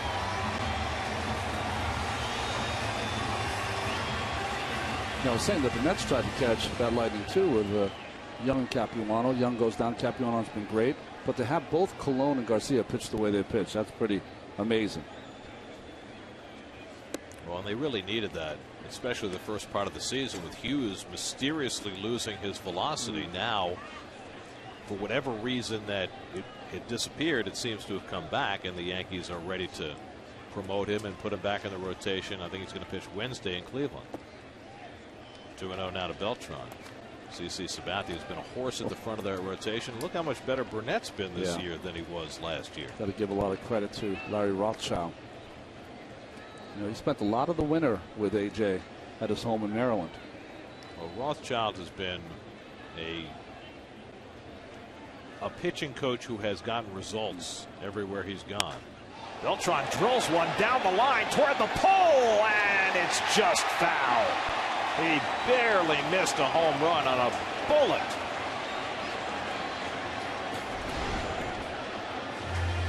Well, ahead in the count here, and Freddie made a big mistake. This is the one guy in the lineup that's got the pop. You don't want to have him beat you. And that's right down Broadway, Ron. Yeah, on the split finger. Hard to say Carlos was a little quick. That missed by what, a foot? Maybe. That has the crowd buzzing. Now the 2-1. And Beltran grounds this one down to Teixeira. Garcia gets over, and the side retires. 7 in a row set down now by Garcia. We are through 6 at Citi Field, tied at 1.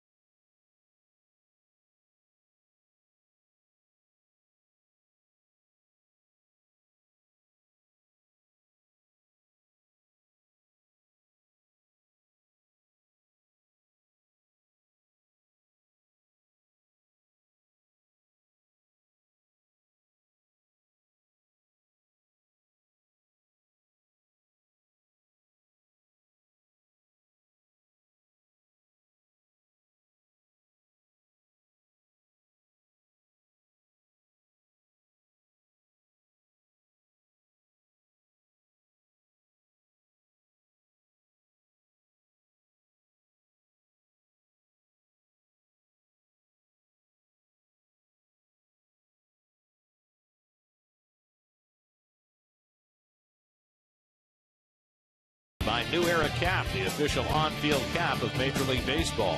By Partners Executive Transportation, let Partners chauffeur you safely to and from the ballpark. Call them at 800-894-9414. And by Cholula Hot Sauce. Want the perfect balance of flavor and heat? Add Cholula Hot Sauce to your next meal.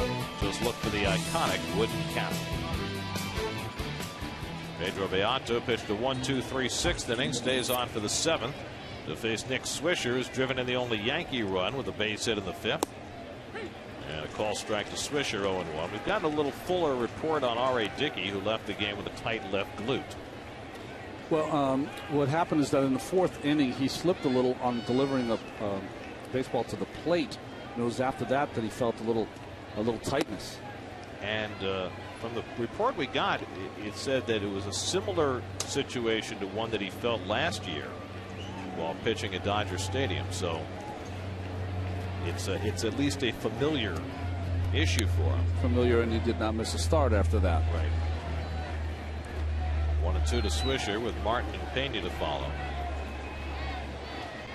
Still waiting for the report on Jose Reyes, who had the MRI this morning, and you know Terry Collins is hoping and hoping and hoping that it's good news.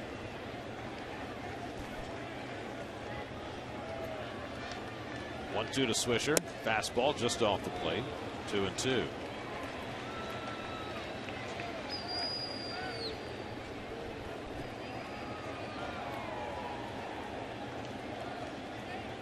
Beato was talking before the game about how Carlos Beltran had urged him to be more aggressive with the hitters, and that he really took that to heart.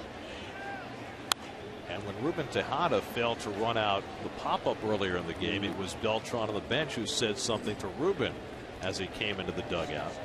Well, really, it is Carlos who's going to be the guy that has to make everyone accountable on the field. Probably Jason Isringhausen and Francisco Rodriguez in the bullpen with young pitchers like Beato.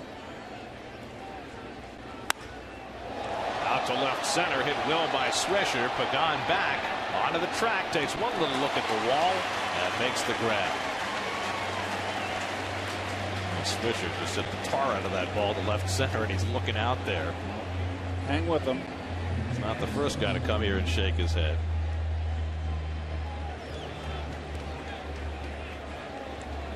So 1 out and nobody on. Now Russell Martin, who's 0 for 2.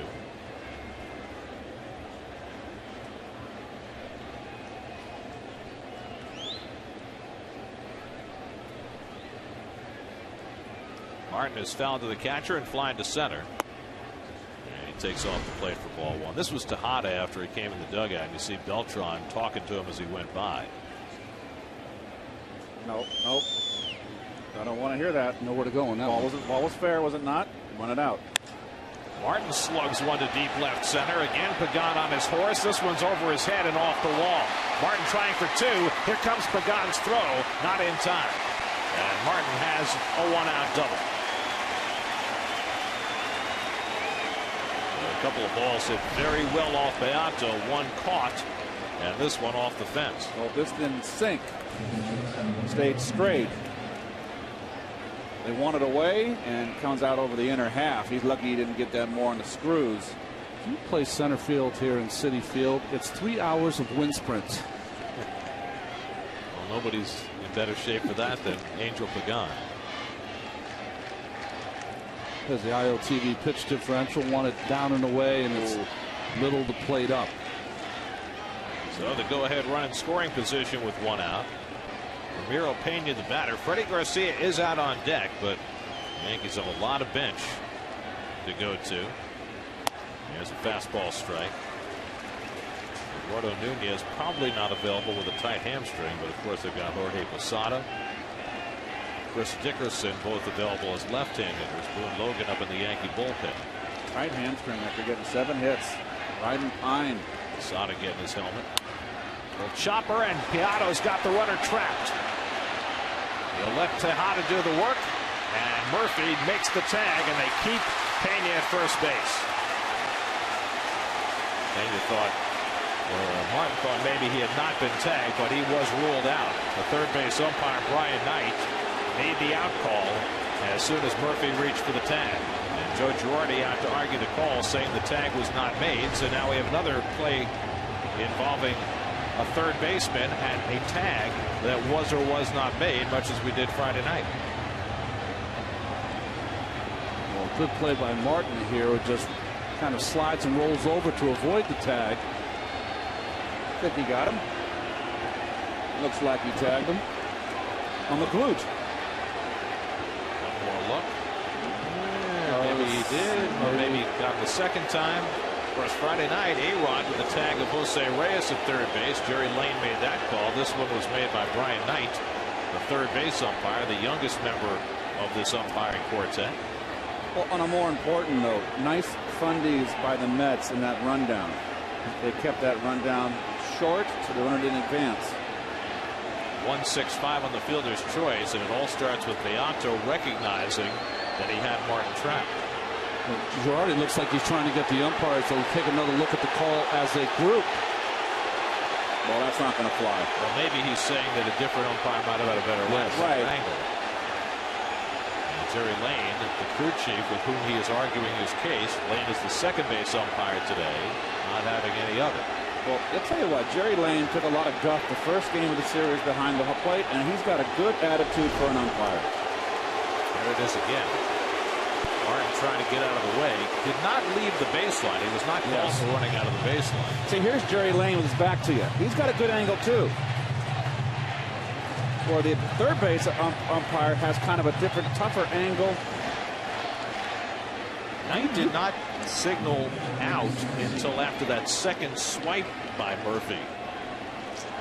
So now Pena's at first with 2 out, and Garcia will stay in to bat for himself. He's grounded out and sacrificed today, 0 for 1. And it's hit sharply, and a nice grab by Turner. And he throws him out to end the inning. So the Mets work around the double by Martin, and it stays 1-1, 7th inning stretch at Citi Field.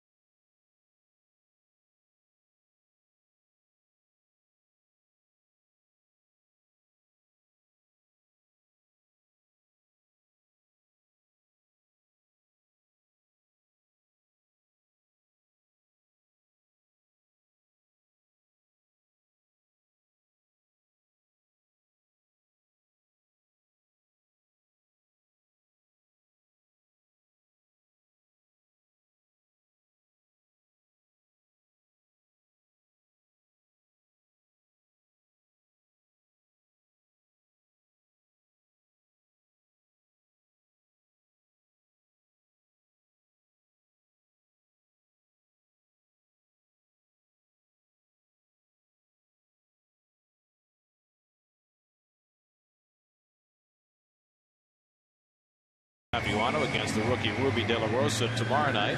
Mike Belfry against Ted Lilly, whose elbow is barking, Tuesday night. John Deese and Hiroki Kuroda Wednesday night.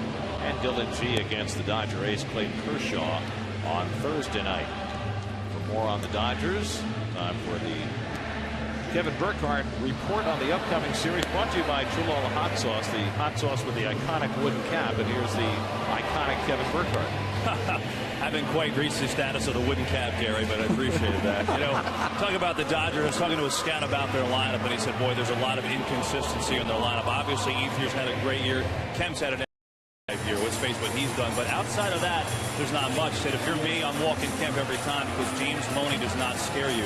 I asked him about Kemp. What's made him so good? He said, well, in years past, you had a lot of different ways you could attack him. He's taken some of that away this year. In fact, not only is he crushing a lot of mistakes, or actually every mistake, but he's hit a lot of pitchers' pitches this year, something he didn't really do in the past. That's the thing about Kemp that's made him so good this year. You know, think about it, guys. The last 2 years, the West Coast trip has been really the demise of the Mets season. I mean, last year, good first half. Yes, they slumped a little bit going into the break, but then came out, had that disastrous trip, and for the most part, that was it. 2 years ago, Jose Reyes, that's when the injury occurred. Blew it out in L.A. You had just craziness in L.A. with that series. And, you know, that West Coast trip the last 2 years has been really a big pain for this team. So it's a huge week coming up. Well, you know, Jason Bay's going to want to keep his face away from the wall at Dodger Stadium. That was a huge turning point in the Mets season. That bullpen door. The Dodgers are getting help back too. You know, Rafael Furcal may be coming off the disabled list in time for at least part of the Mets series. And I think they're getting Rod Barajas back this week as well. Barajas is now with an ankle injury. You know, he'd love to play against his old team. So even though the Dodgers have had well-chronicled problems on and off the field and they're 10 games under 500, they may be at a point where they're getting a little better. Tie game, bottom of the 7th. Daniel Murphy leads off. Murphy 2 for 2, singled in the only Met run back in the first. Freddie Garcia's gone all the way for the Yankees. And the first pitch fouled off. Murphy going the other way on a couple of occasions. Absolutely, and we're going to give the IOTV pitch differential. You see that double right double. That actually was a base hit. Same pitch, same spot, same swing. It's a ditto. And we'll see what happens here if Freddie changes the program. Martin setting up inside, and Murphy takes that inside pitch into right field. And Murphy's 3 for 3. How about that? So Garcia went with a different plan, and so did Murph. Jason Isringhausen up in the Mets bullpen, and the Mets have the lead man aboard in the 7th. Jason Bay is the batter, grounded to short, singled to center.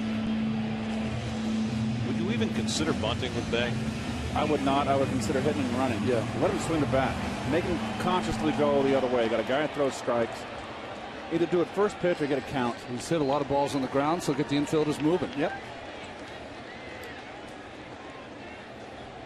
Murphy tried to steal a base in the 4th and was caught on a great throw by Martin. And Bay, it's a double play grounder right at Pena. Cano with the turn. 6-4-3 double play. Second double play turned by the Yankees this afternoon on the very first pitch to Bay. Well, Cano is always very casual. Look at that. And that was close. Boom, boom at first. Nothing casual about the way Bay runs to first base, but he's just been rolling over so much this year. Though this is his year and a half with the Mets. Just rolling over that top hand. So 2 out and nobody on. Here's Lucas Duda, who grounded into a double play his last time up. He's also flied to center 0 for 2. So Garcia rolling, and this is only his 80th pitch of the day, pitching with 2 out in the 7th inning. And he gets a curveball over for a strike. The defense on the infield, my goodness, did pull outfield all the way around. Look at the shortstop up the middle here. A-Rod on the left, just way almost in the shortstop's position. And I agree, dude has been nothing but pulling. Looking for his first home run of the year. And he gets the off-speed pitch, 1-1. He was in a home run hitting barrage in AAA before he was called up. And of course, that's why he's here. He's here because he does add power to the lineup. Off the bag, pops it up for Teixeira, and the play to first in time to get him. A fortuitous bounce off the bag, and the Yankees get the 3-1 putout to end the inning. A 6-pitch inning. That's what you don't see very often. A pincushion play.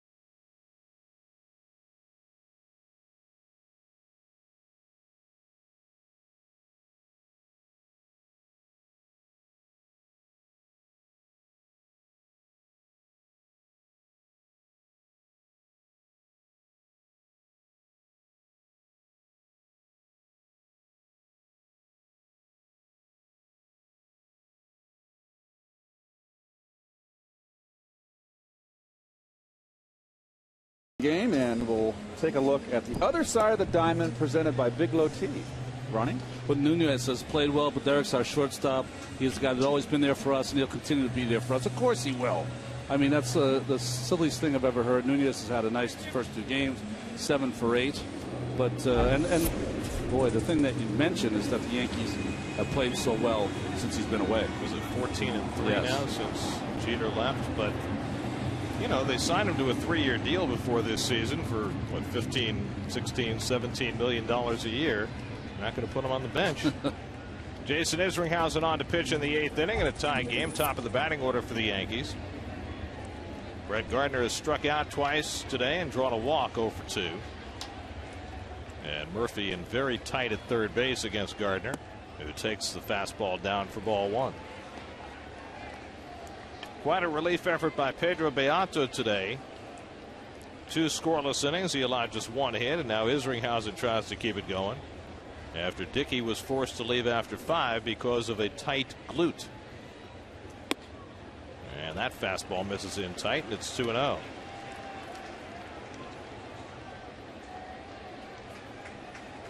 Mets do not like to guard the line, and whenever they're late in the ball game, 7th inning on the rule, they give up the double, and that is a philosophy of the manager. Here's the fastball strike. Isringhausen hasn't pitched since Wednesday in Detroit, when he gave up a run in an inning of work. David Robertson up in the Yankee bullpen. Although the way Garcia's going, it's hard to believe they'd take him out. And Garcia has had a very low pitch count. 82 pitches through 7 innings, and his spot in the order is not going to come up unless the Yankees have a huge inning. I think Robertson's up in case they were to take the lead. I think then they bring Robertson in because that's what they do. Robertson 8th, Rivera 9th. Even if Garcia's been going so well? I think they would. 2-2 from Izzy in tight, and a full count to Gardner. Now, this is a guy he just can't afford to walk. It just opens up all the possibilities for the Yankees with Gardner's speed. I'm talking about this ballpark again. He does have some power, but anything away, let him hit the ball to center field. He's 0 for his last 13, 0 for 8 in this series. 3-2, and he fouls back that fastball.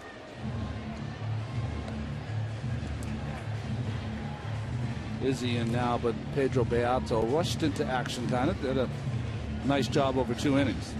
Not just pitching, but also his calm on that comebacker to trap Martin off second base.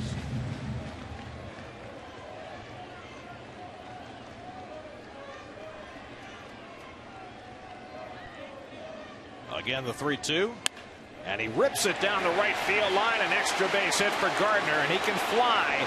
Beltran into the corner to get it. Gardner heads for third, and he will make it easily. A leadoff triple for Brett Gardner.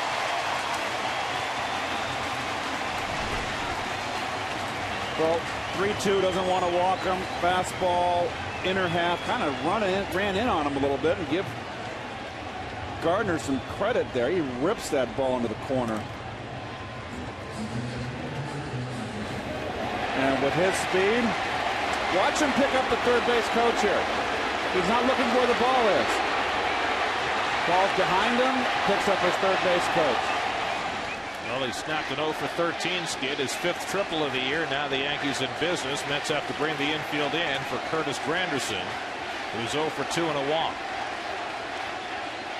Granderson takes the curveball for a strike, 0-1.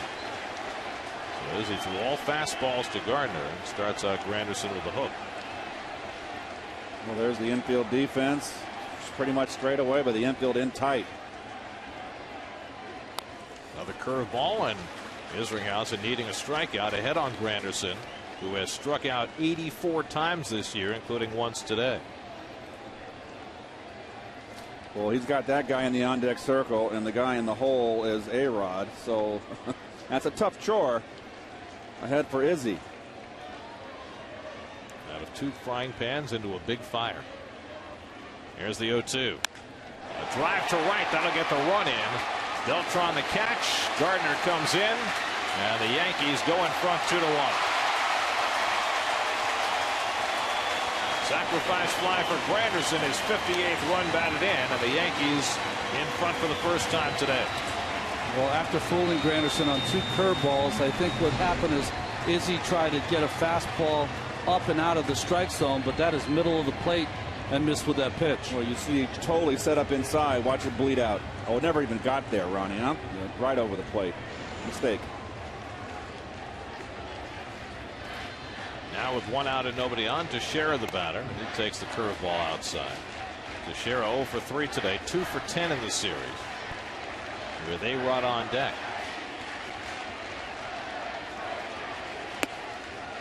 Fastball thrown by him, 1-1. Teixeira takes a vicious cut. And now with the Yankees in the lead, Robertson starts to throw harder in that Yankee bullpen, fulfilling what Ronnie was talking about. 2 balls and a strike to Teixeira. Nope, Freddie Garcia on the long end of a 2-1 score. The last time he and R.A. Dickey squared off, it was Dickey who won the game 2-1. Teixeira pulls one down the line, and he's got himself an extra base hit. Beltran back into that corner, and Teixeira into second base with a 1-out double. So a couple of extra base hits off Isringhausen here in the 8th. Same pitch, wants to come in. And more up, but almost the same pitch, identical pitch that Gardner hit. And there's the Yankees are fired up. Granderson just went around the bases. Now he's directing traffic. Here's A-Rod, who's 0 for 3.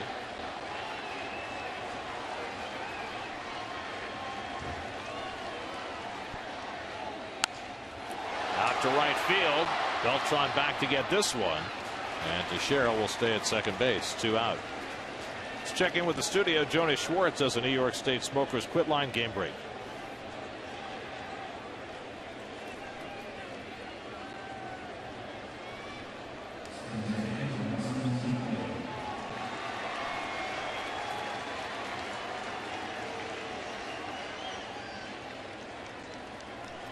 That was unexpected after the way Lee had been going. Bobby Parnell, Tim Burdack up in the Mets bullpen. The Braves have lost. That's a final in Atlanta, 5-4. Cano will get an intentional walk here with Nick Swisher coming up.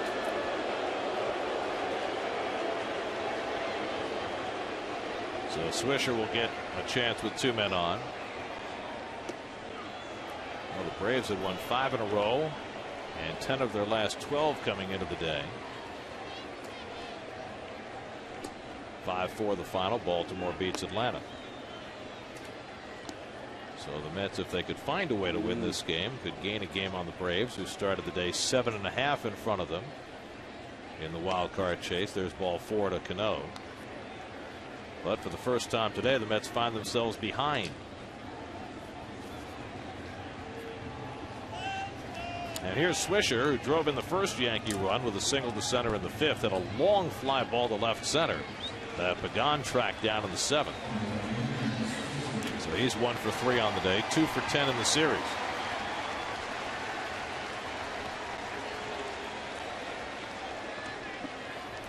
Teixeira at second, Cano at first with 2 down. A run home here in the 8th. Gardner led off the inning with a triple, came in on Granderson's sacrifice fly.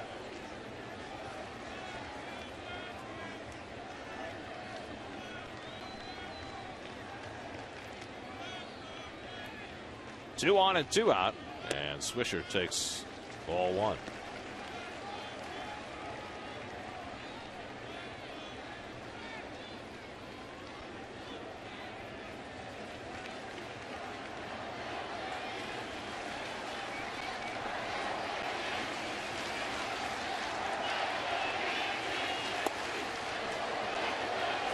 Yankees trying to sweep this series. It would not be their first sweep at Citi Field. They swept the Mets in 09, the first year of the new ballpark. Yankees have been on quite a run. 7 straight wins, 17 of their last 21. They could go 20 games over 500 with a win today. And now time asked for by Swisher. I think probably the airplane got him there. The airplane just took off. That's never happened before. Guys stepping out with airplanes? Well, you talking to me? I never hit with airplanes. And now Izzy behind 3-0. A walk would fill the bases with Russell Martin on deck.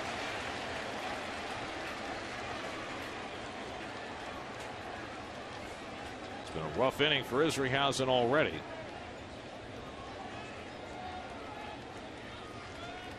Parnell ready. Burdack looking on. Swisher swinging 3-0, and he lifts one out to right. Everything in the inning hit to right field, and Beltran puts it away. So Swisher taking a rip on 3-0. That gets Isringhausen through the inning, but the Yankees grab the lead. Brett Gardner got it all started, put it in play, and then used his wheels for 3 bases. Came in on the sac fly, and it's 2-1 Yankees in the 8th.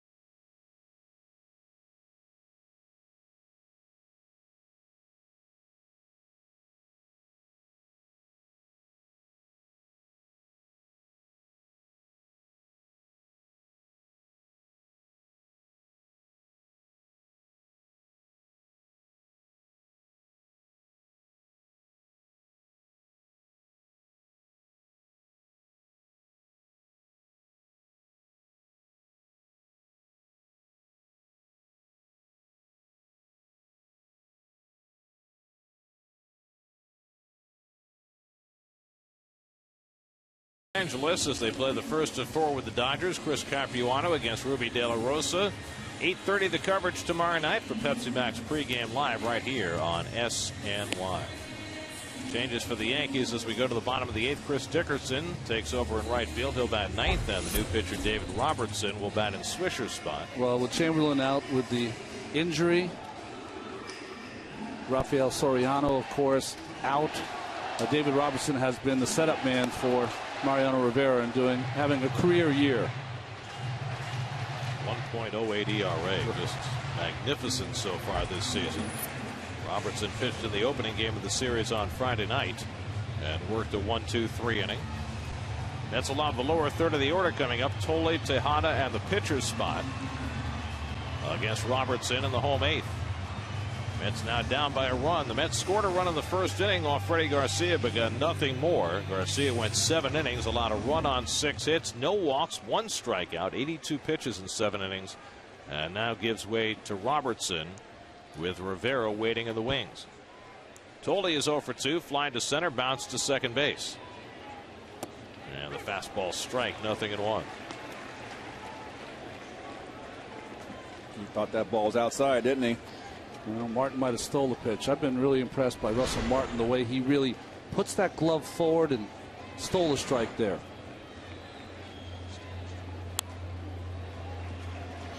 Quickly 0-2 to Josh. Red Sox just went in front of the Astros 2-1, getting a run in the top of the 9th as they try to keep pace with this raging hot Yankee team. Lost at 2.5 behind starting the day.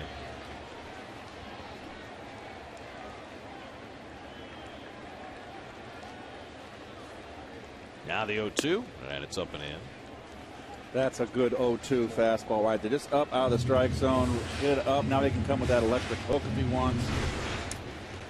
Sets up everything. You can double up with that fastball, try to hit the outside corner, or bounce a curveball. Struck him out with a fastball. Right upstairs. That's serious business from David Robertson for the first down. That is hello, good afternoon, and good night. Have a nice day. Wow. That's a hard thrower.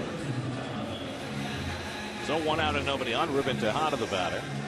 Tejada has grounded to third, popped up to the catcher 0 for 2. Willie Harris, just activated off the bereavement list today, has come out on deck to pinch hit. And sent Fernando Martinez back to Buffalo to make room for Harris.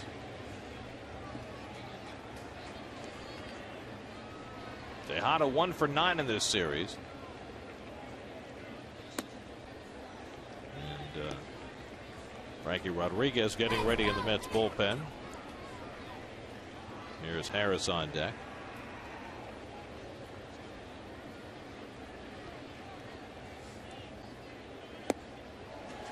Robertson's just throwing that fastball by people. Yeah, well, he threw it by Tolley twice, and now number 3. First one right by Tejada. Well, Robertson is he's kind of small in stature for a guy that throws this hard, about 6 foot, a little over 6 foot, but he has a little cut on his fastball, and he's got a nice, easy motion. Didn't mean to, but now it's 1-2. It's almost like he lulls you to sleep, and the next thing you know, you got the express right in on your hand. Of course, that's what they've said about Ariano for all these years. That nice, easy motion of his. Don't be mistaken. I'm sure that Robertson has picked up a few things out there watching the best of the best. And he's getting loose, ready for his prime time.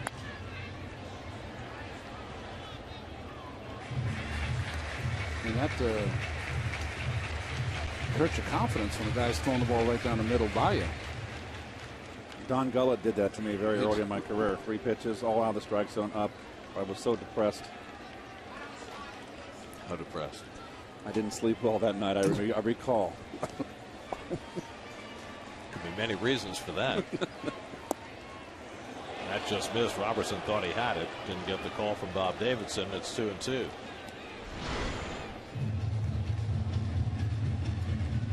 Ooh, close.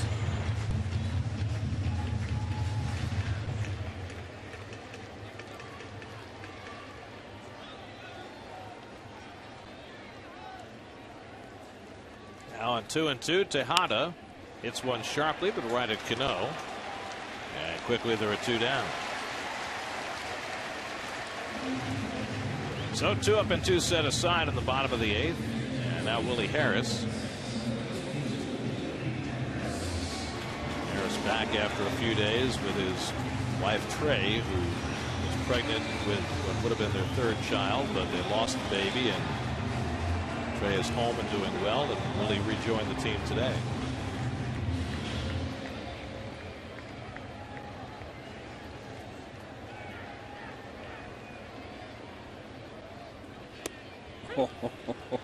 All those fastballs, not one breaking ball, and you go pinch hit and you've been on the bench all day, and he drops a hammer on you on the outside corner, first pitch. Big league baseball. That's what that is.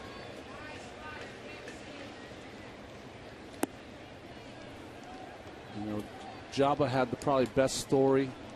Hughes, who did some setting up, probably had the liveliest fastball.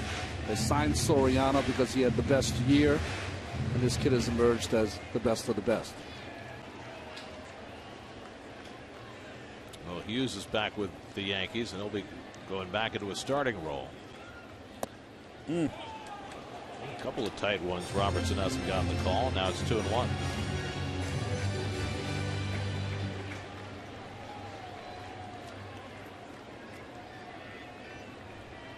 Harris, a guy with occasional power, hit 10 home runs with the Nationals last year. And another tight one just out of the strike zone, 3-1. A little bit low, all of them. I mean, good calls by home plate umpire Bob Davidson. And to Bob's credit, he has not called that pitch all day. So now it's 3-1 to Willie Harris. And ball 4, and the Mets have a 2-out base run. So the tying run on base with Angel Pagan coming up. First walk of the day issued by Yankee pitching. And think about this. The Mets came into this series leading the National League in walks. They have drawn only 6 walks in the 3 games. Which is really a credit to the Yankee pitching staff. You mentioned it coming into the series after that big explosive road trip offensively, is that there's not a whole lot of power on this team, and you don't want to walk anybody. Go after them. Well, the Mets were not seeing a lot of first pitch strikes in Detroit. They've gotten a ton of them in this series. Pagan is 0 for 3. Harris at first and 2 out. And that's ball 1 to Angel. Pagan has flied deep to center, flied to left, and bounced out to second base. Justin Turner would be next. Mets trying to come right back after the Yankees gained the lead in the top of the inning. And Pagan slashes one foul, 1-1.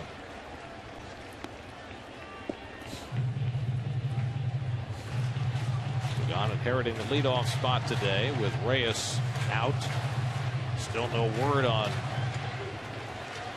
any results from Reyes' MRI earlier today.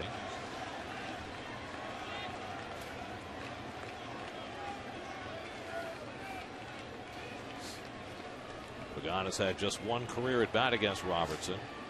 0 for 1.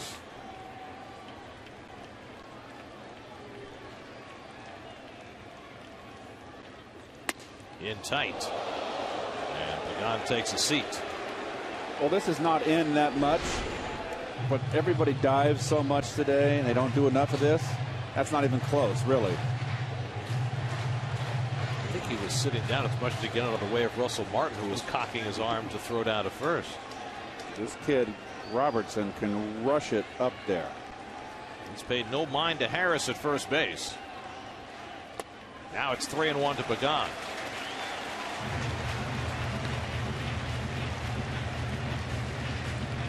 Larry Rothschild, the pitching coach, looks concerned. A-Rod coming into the mound to grab the rosin bag and maybe have a quick word with Robertson. The catch-22 of guys that throw hard is that at times they want to throw it a little harder and overthrow, and that's really what Robertson has done the last 2 hitters. He's got to keep the ball away here. Hitter's in a position to look middle in, try to pull. 3-1 now to Pagan. And that's ball 4, so back-to-back walks. And now the Mets have the tying and lead runs aboard with Turner coming up. So what's the manager to do? He's got his closer, Mariano Rivera, doing some bends, but not warming up in the bullpen. There have been plenty of days that Mariano's been used for more than 3 outs, but at age 41, they try and limit those days now.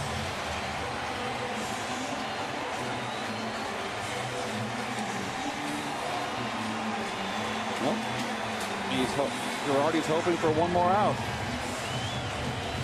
Justin Turner is 0 for 3 today.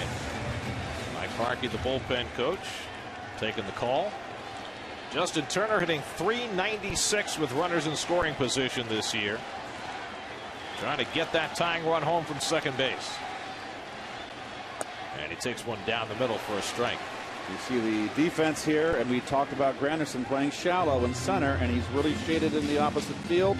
And in right field, Dickerson is very shallow. Boone Logan, the lefty, gets up with Beltran and Murphy up behind Turner. First and second and 2 out. And Turner went around on the slider, and it's 0-2.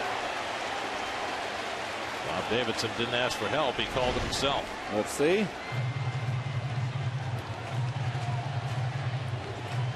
Well, they ring up a lot today. That was a close one. Ron, you want to weigh in? Well, he swung. He didn't crack his wrist, but that bat certainly went far in front of the plate. So now Turner in a 2-strike hole. Remember that Justin appeared to tweak something when he took a cut in his last at bat. See where Turner ranks among National League rookies. As he wasn't up for the first month of the season. Harris at second, Pagan at first with 2 out. Turner's had as many clutch hits as any Met this year. 1-2. In there for a call, strike 3. Got him looking at the fastball. And Turner drops his bat on home plate as the Mets are done in the bottom of the 8th. 2-1.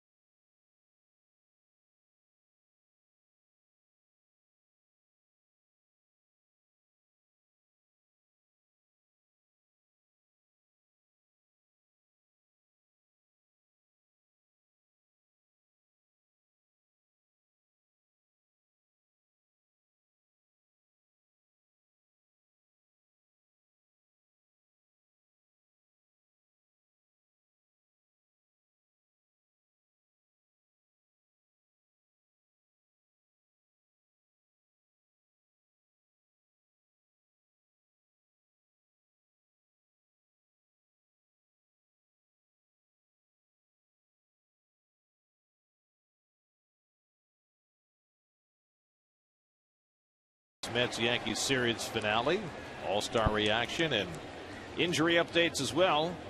Geico Sports Night tonight starting at 10:30 only on SNY. Frankie Rodriguez on to pitch the 9th inning with the Mets down 2-1. Russell Martin leads off for the Yankees. 1 for 3, doubled his last time up. K-Rod got a couple of outs against Detroit 4 days ago.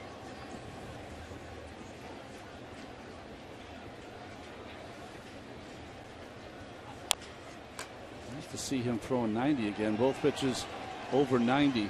What a period there where he was not breaking 88. Now it seemed to have gone back to the 4-seam fastball. Was throwing them more of a 2-seamer for a while. His counterpart, Mariano Rivera, getting himself ready for his first save opportunity in this series. He came on in a non-save situation Friday night. 1-1 to Martin with Pena and Dickerson to follow here in the top of the 9th. And Martin takes a strike on the outside, 1-2.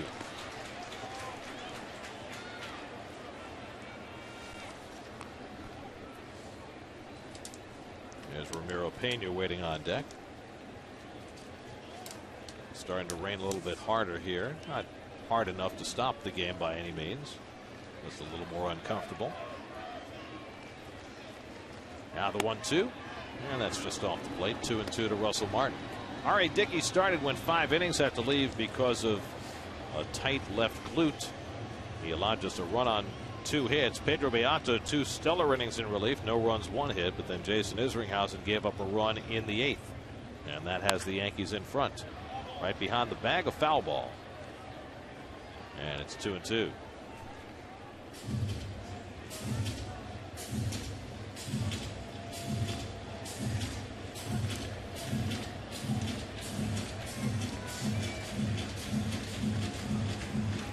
K-Rod in another game that he might be destined to finish, and the Mets have shown no reluctance at all so far this year to use him in non-save situations where he might finish games. And the curveball, he did not swing, and it's 3-2. We haven't talked a lot about it, but K-Rod's got that clause in his contract. If he finishes 55 games this year, his option kicks in for next year. And Terry Collins has run him out there when he's needed work, regardless of that clause, and he's ahead of that pace at this point in the season. Pulled down to third, and ball comes up nicely for Murphy to handle. Martin retired one away. Well, we showed the American League earlier. Here are the National League All-Star starters. 3 Milwaukee Brewers, Fielder, Weeks, and Braun. Mets have Jose Reyes starting at shortstop. He overtook Troy Tulowitzki in the final leap at the wire.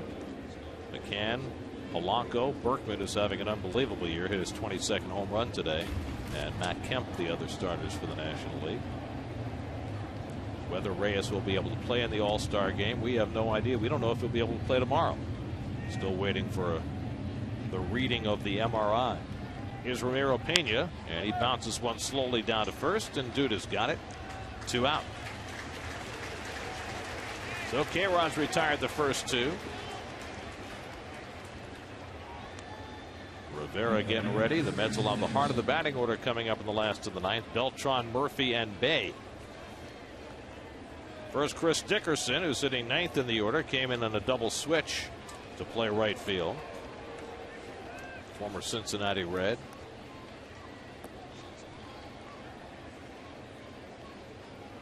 What a great athletic body this guy has. He can run like the wind. Terrific power. Just has never been able to put it all together at the major league level. Nope. It's all about hitting. Can you hit? You can't steal first.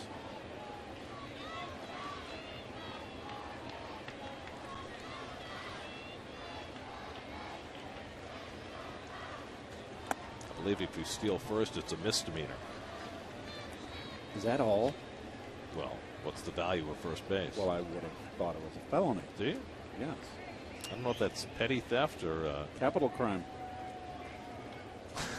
I dare say not. Capital.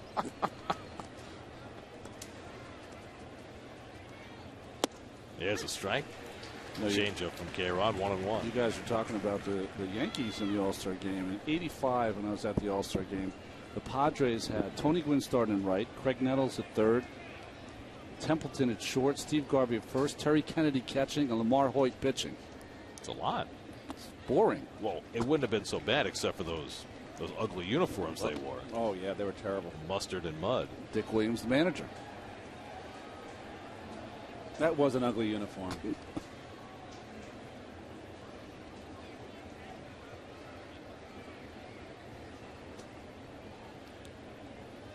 2-1 to Dickerson, and he pulls that one through the hole for a 2-out hit. So Chris Dickerson in his first at bat with a ground ball single. The Yankees have just their 6th hit of the afternoon. And now Brett Gardner, who has the biggest hit for the Yankees, a leadoff triple in the 8th inning, came around to score the lead run on a sacrifice fly by Granderson.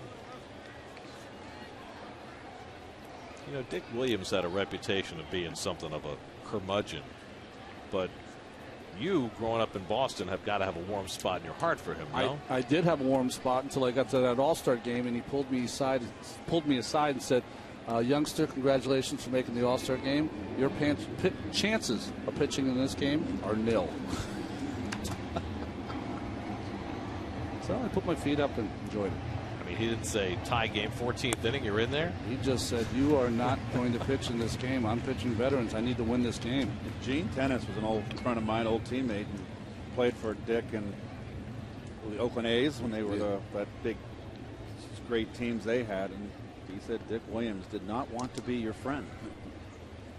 He wanted to have fear. Well, it worked. It did.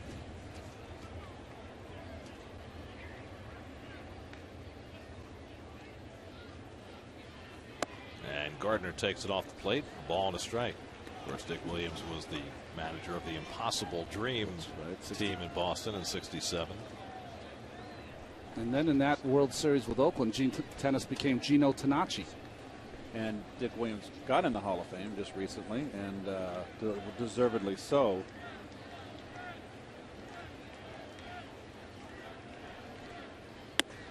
fastball strike. Only saw Dickerson fake a go. Was coming out of his crouch, but he was going nowhere.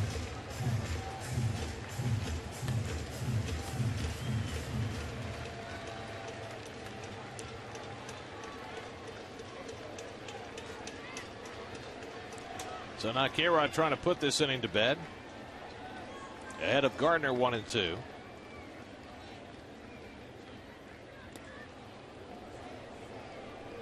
Got to be careful when you're going back to that bag late in the game when there's been a lot of rain. It gets very slippery on the top of that base. Watch Dickerson. You can hurt yourself. You keep the tag. You always keep the tag on the runner because that could happen, and he'd be out. Toward the hole on a base hit for Gardner. Dickerson turns at second. He'll hold on there. So back-to-back 2-out hits for Dickerson and Gardner. And now Curtis Granderson will get another turn, this time with 2 men on. Well, we talked about it before. That's the changeup grip. What is a hitter going to do if he puts a changeup in play? A left-handed hitter, he's going to pull the baseball. And that's against the defense when Duda is holding on the runner. So now K-Rod trying to keep this a 1-run game and keep the Mets within range for a shot against Rivera. That's a huge out to get here against Granderson, who drove in the go-ahead run with a sacrifice fly in the 8th. He's also walked today 0 for 2. Granderson 1 for 6 in his career against Rodriguez. And Frankie throws the curveball for a strike.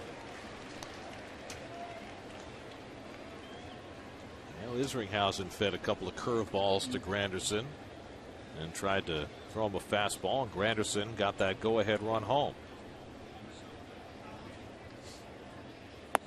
Ooh, good one. Good curve. Okay, well, he's in the same spot that Izzy was. What does he do here? Won't change a thing. There used to be an adage, if you bounce when he swung at it, bounce it even worse.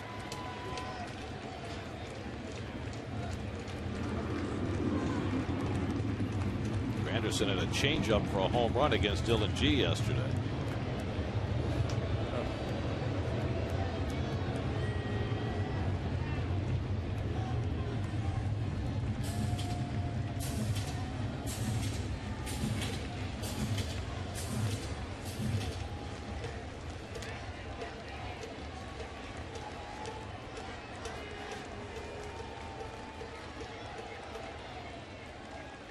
Now the 0-2. Up and in with the fastball.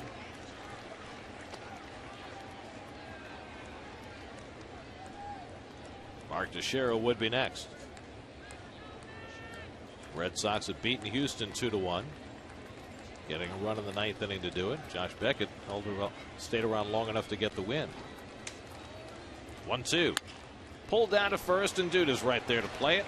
And that retires the side. So K-Rod works around a couple of 2-out hits, and the Mets allow the heart of the batting order coming up against the greatest closer in history in the bottom of the 9th.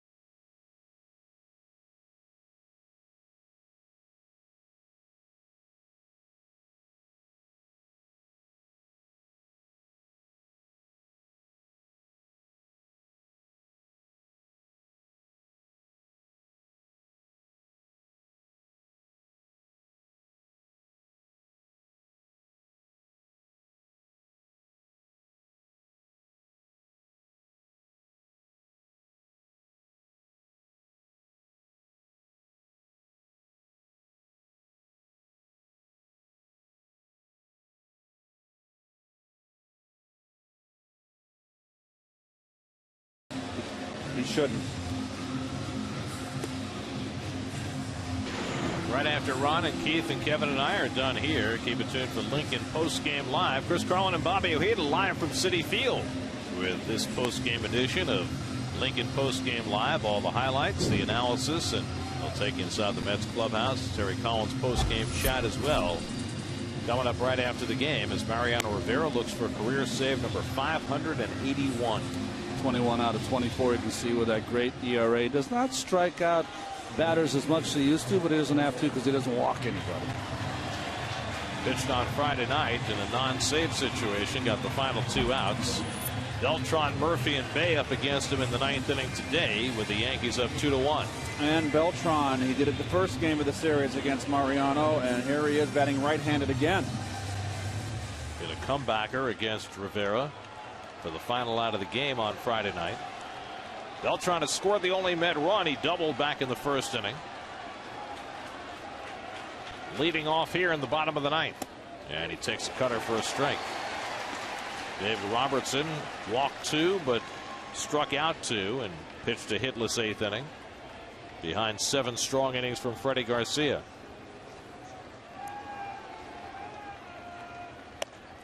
Only Trevor Hoffman has more saves than the 41-year-old Rivera. Hoffman finished his career last year with 601. Rivera just 21 behind him. Murphy on deck, Bay behind him. Oh, Lynn called it all day. That's the borderline knees. There's the save leaders. Career. A couple of Mets lefties 4 and 5 on that list.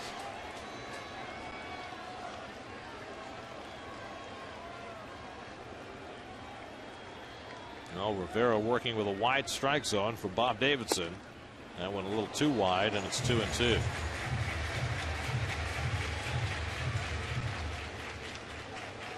"17 years throwing 1 pitch, and he's the best there ever was at his craft." And Beltran fouls it off. How is it, Keith, that a guy can throw 1 pitch and be so successful? Well, I can see it off the left-handers because that ball will run in on your hands. And recall that he used to throw the back door every now and again, too, to get a left-hander, too. You get him so worried inside. Strike 3 call. And he threw the front door to get Beltran for the first down. Pretty good pitch. He gets you thinking away, away, away, and then throws one right at your hip. That's big league pitch after all those pitches away, and that was by design. By design. And that's how he does it, Garrett. It's the repetition of the motion and the execution always on the corner of the pitches. Here's Murphy, who's 3 for 3 today, and he hits one back to Rivera. And quickly there are 2 out. Gary, you'll have many hitters, Keith, who will say, can't explain it. It is an illusion. It's there. You swing at it, it's gone. Jason Bay has a home run in his career against Rivera. 2 hits and 7 career at-bats against him. And the Mets need a blast right now.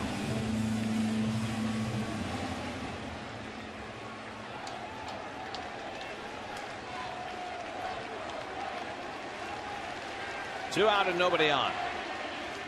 And the cutter misses away for ball 1. And notice how Rivera here this whole inning has not made a mistake. If he's missed off the plate with that cutter. His strikes have been on the knees and black.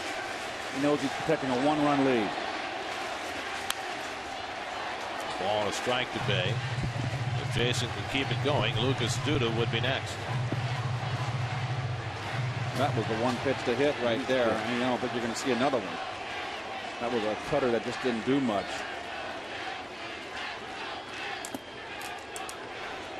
2 balls and a strike.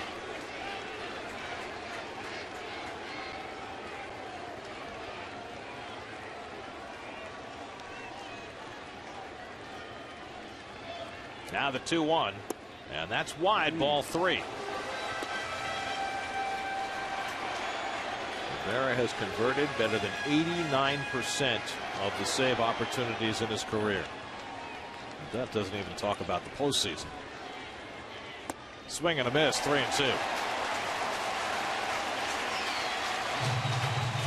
So now the Mets are down to their final strike.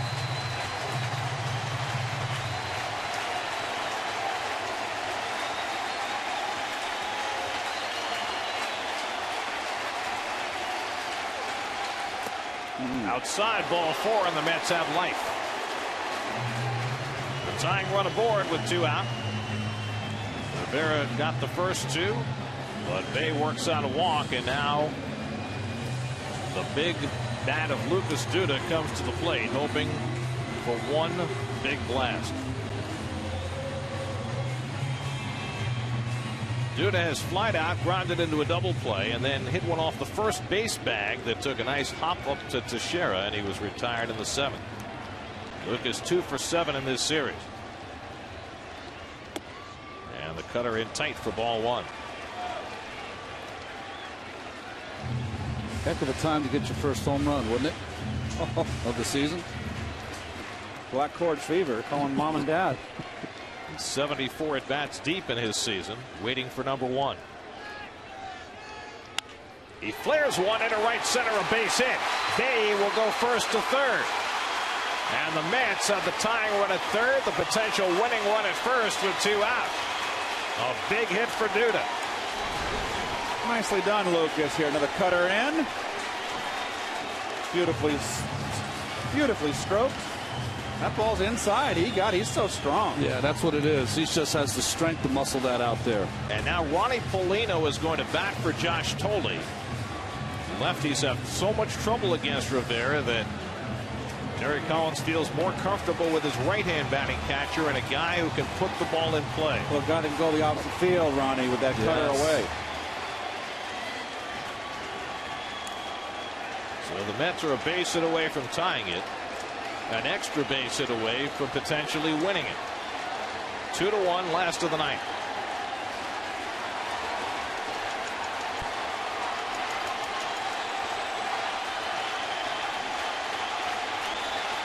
Polino hitting at .343.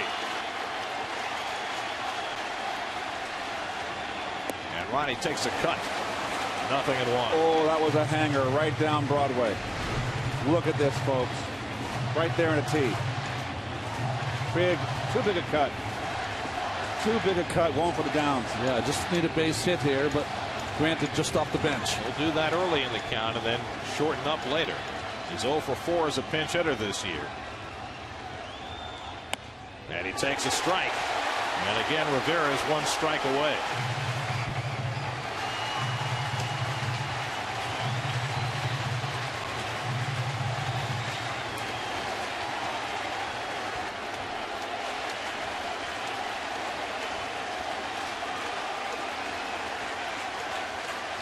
Oh-2.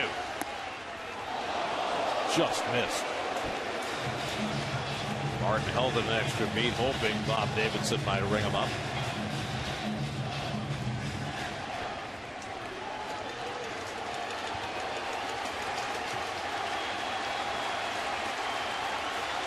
One and 2 to Ronnie Polino.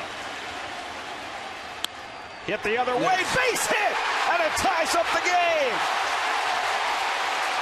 Ronnie Polino drives in the tying run, and it's 2-2.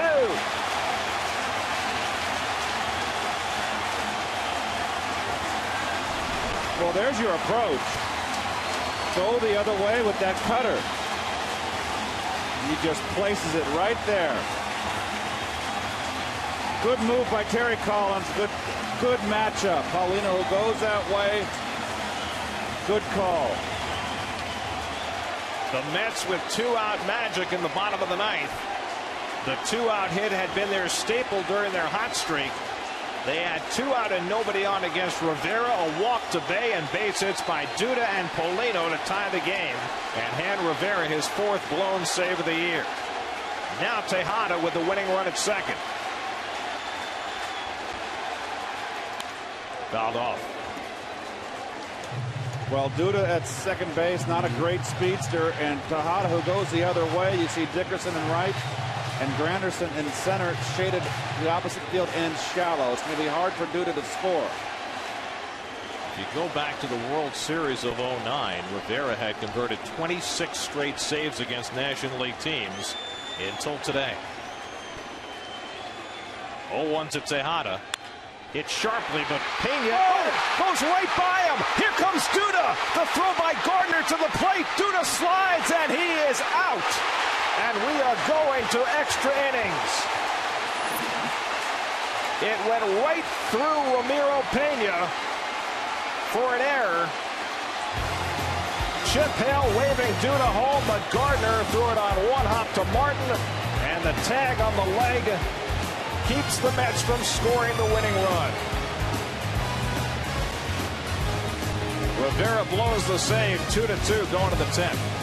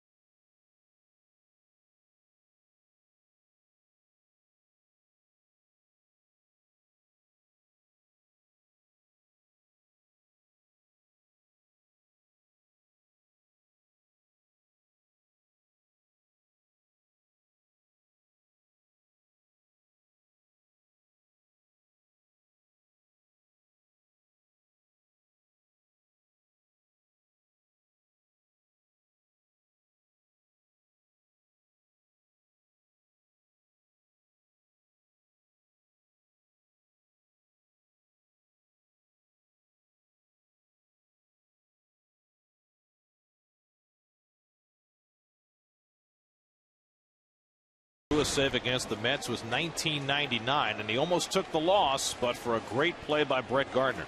Well, Ramiro Pena just poorly fields that ball, and poorly fielded it so bad, never even got a glove on it, and it carried out to the outfield. If he had deflected it, the game's probably over. Absolutely. 90% of your left fielders would give up on that play thinking the shortstop's going to make it. Gardner charging hard from left field, turned that winning run into an out. Yes, he did. Now Teixeira leading off the 10th against Frankie Rodriguez, and he takes a strike. Goes right through the wickets. Gardner comes in strong, backing up, never taking anything for granted. And you know what? You got to send Duda here and make him make the throw. And they did. Nice play by Martin on the tag. Good change up by Frankie, and it's 1-2 to Teixeira. Well, that's the thing, isn't it? Because Gardner never assumed that Pena was going to make that play. Exactly. You know what happens when you assume. Not a good thing. No. Ronnie Polino, who had the big hit to tie the game, stays in behind the plate. And Teixeira hits a weak ground ball behind the bag to Duda. One easy out for K-Rod in the 10th. Frankie threw 20 pitches in the 9th inning, gave up a couple of 2-out hits that prolonged that inning before he got Granderson. Now we'll take on A-Rod with 1 out in the 10th.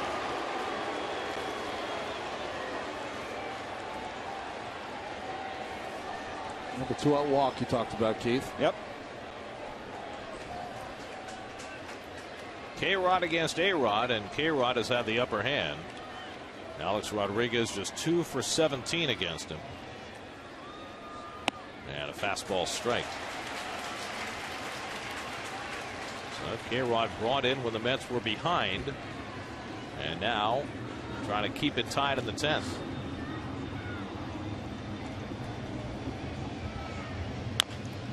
Little tapper. In comes Tejada.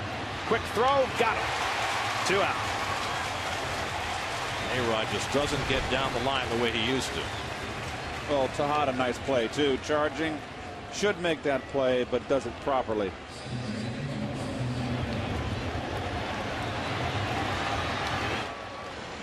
There was a time in his career when he was a 40 stolen base guy. But the effort's there, but it seems like his legs kind of have atrophy by the time he gets to first. So 2 out and nobody on. Here's Robinson Cano. Cano doubled and scored the first Yankee run back in the 5th. The only run given up by R.A. Dickey in his 5 innings of work. Luis Ayala gets up in the Yankee bullpen.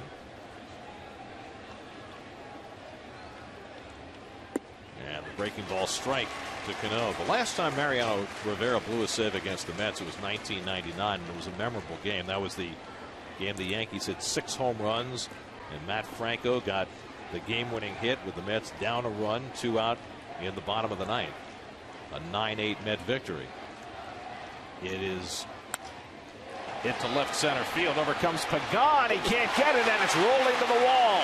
Cano on his way to second. Retrieved by Bay. Cano will try for 3. And he is in safely with a triple.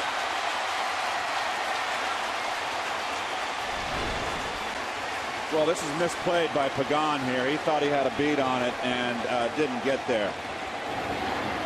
And with 2 outs,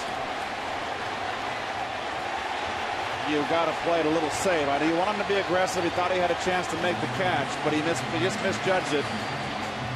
And now you're got a guy with a chance to win a ball game instead of a runner being on first. The double has to score him. And Jorge Posada will be the pinch hitter with the pitcher's spot due up. Now you got first and second base open. You have a right-hand hitter Martin on deck. What do you do here with Posada?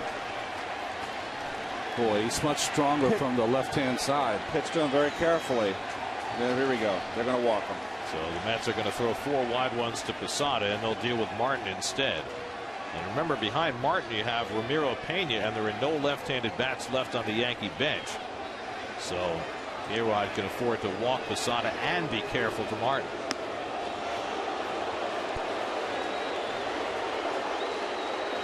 Ramiro Pena, whose error nearly cost the Yankees a game a moment ago, might well come up in a big spot in this inning, depending on how aggressively K-Rod goes after Russell Martin.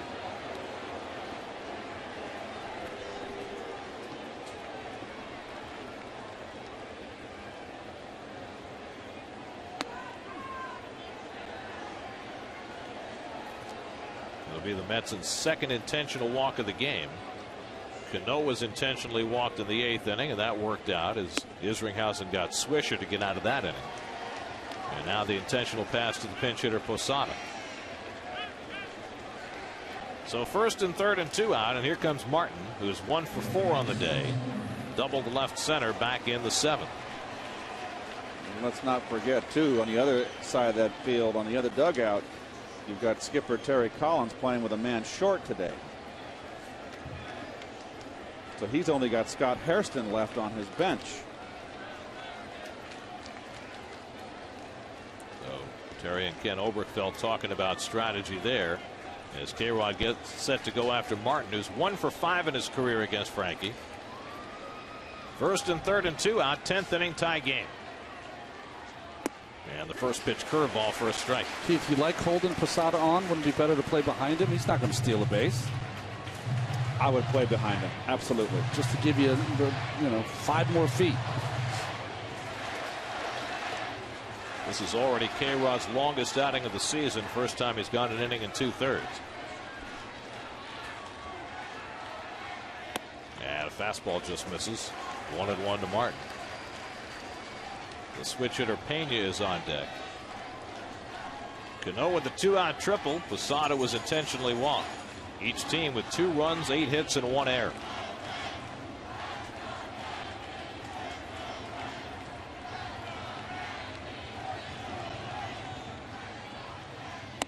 And Martin takes a strike. 1-2. K-Rod up to 35 pitches. He threw 20 of them in the 9th inning. 15 more here in the 10th.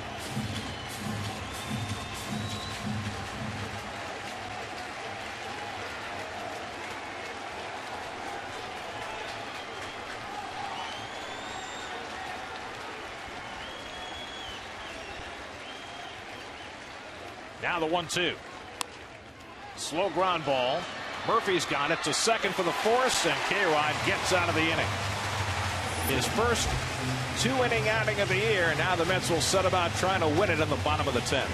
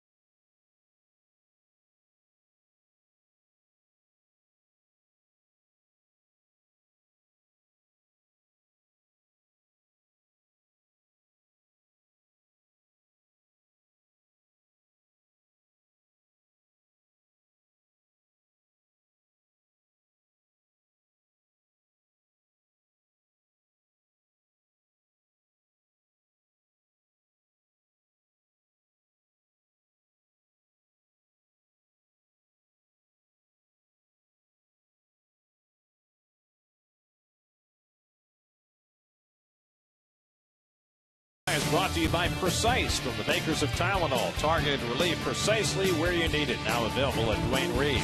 By IOTV. Get the best in HD free with IOTV. By StubHub. Next time you want to catch a Mets game, head to StubHub where you'll find a great selection of seats for every game. By FreeScore.com. 3 credit scores, 1 place. By Geico. By State Farm. Today's State Farm agent of the day is Brian Gill of Melville. Contact Brian's office at brianmgill.com. And by AT&T, rethink possible. Former Met Luis Ayala comes on to pitch for the Yankees in the bottom of the 10th. Well, his 402nd appearance in the major leagues, his finest season with Washington in 05 with 8 wins. And having himself a good year for the Yankees. Scott Hairston, the last available bat on the Mets bench, unless you count Jose Reyes, who was on the bench but undoubtedly unavailable today. Will bat for the Mets, hitting for K-Rod, who went 2 innings for the first time this year. Frankie went at least 2 innings 4 times last season, but he did a fine job today to hold the fort in the 9th and 10th. Bobby Parnell getting ready in case there's an 11th inning. Terry Collins hoping there will not be. It'll be Hairston, Pagan, and Turner to try to win it for New York against Ayala, who pitched Friday night, walked the first man he faced, and then retired 2 hitters before he was pulled. Hairston hitting at .244. And Scott watches wide for ball 1. Hairston with 3 home runs this year. 1 of those 3 as a pinch hitter.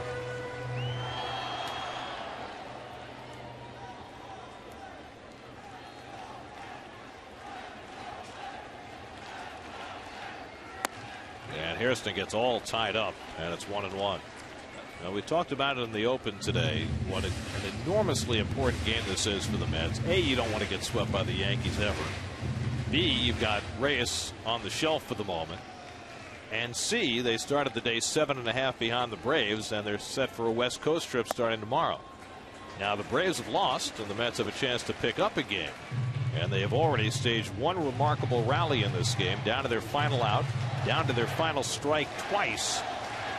They scratched out a run in the 9th against Rivera and nearly won it.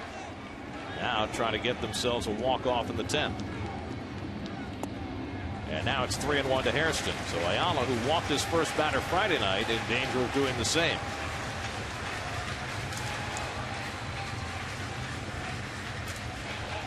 Ayala, who spent part of the 08 season as a Met and was their closer for a while. Misses inside, ball 4, and Hairston's aboard to start the bottom of the 10th. So Ayala's outing begins the way his last one did. And now Pagan will come up, and we'll see whether he's asked to bunt with the right-hand batter Turner on deck. Angels 0 for 3 and a walk today, filling in as the leadoff batter, and he's gone 0 for 10 in this series.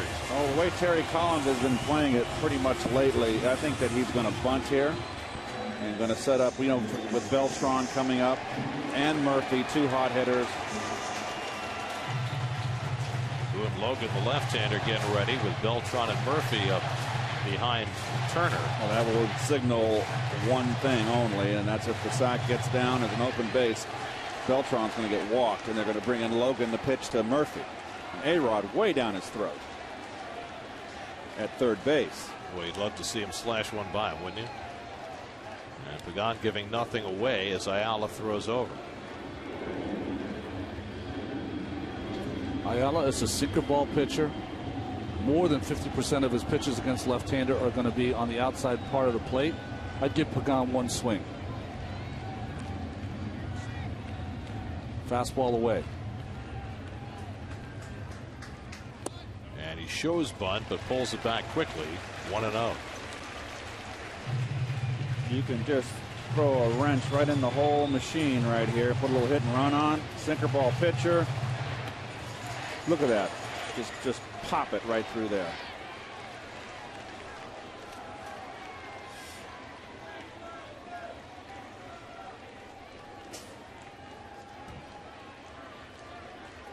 Hairston at first and nobody out. And Pagan drops down the bunt. Martin out to play it. And just first base. That was close. Ted Barrett, the first base umpire, and that was a bang-bang play. Well, no gripe from Mookie. Pagan gets credit for the sacrifice.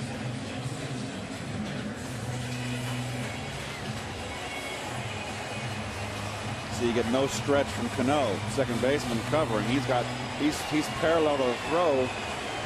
It's just about a time. Yep. But most importantly, Hairston's now at second base.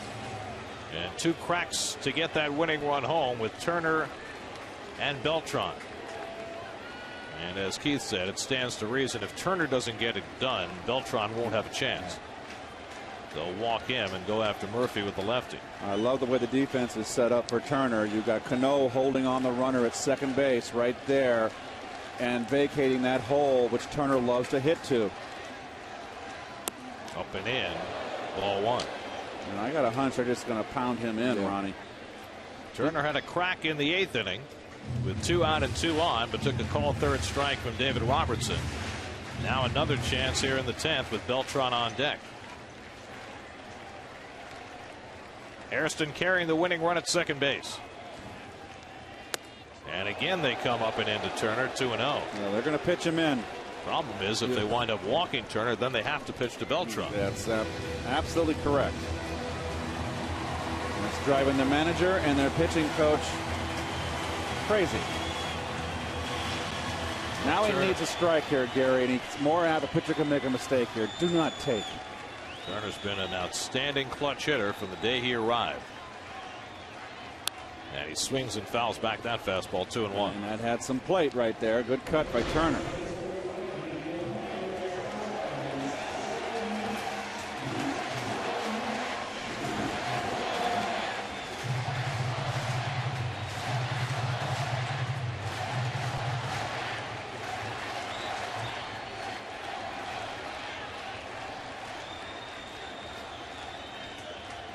Two-1 from Ayala. Inside and hit him.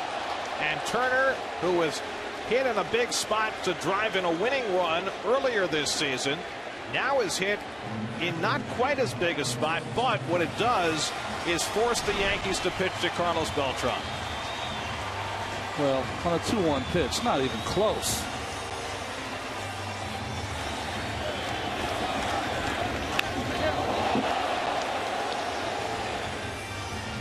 That hurt. That's all right. Take one for the team.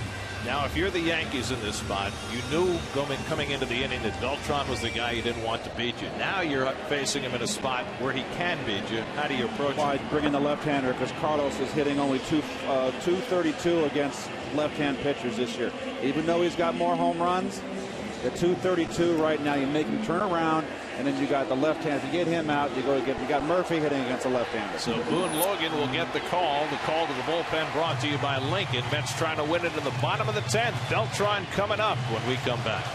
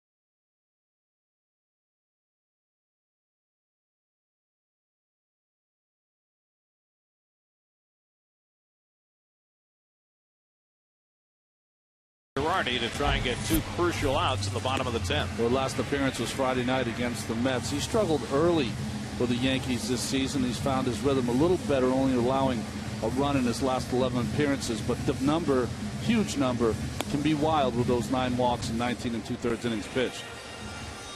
He only faced 1 batter Friday night, struck out Daniel Murphy. He's brought in here to face Beltran, who will turn around about right-handed. Carlos doubled in the first and scored the first Met run. Since then, he's popped up, grounded out, and struck out 1 for 4. 54 runs batted in. He leads the Mets and trying to get that winning run. Hairston home from second base with 1 out. A-Rod playing very deep at third. They're playing in the outfield a pull on Carlos, and a little more respect for his power. Cano trying to keep Hairston close at second base.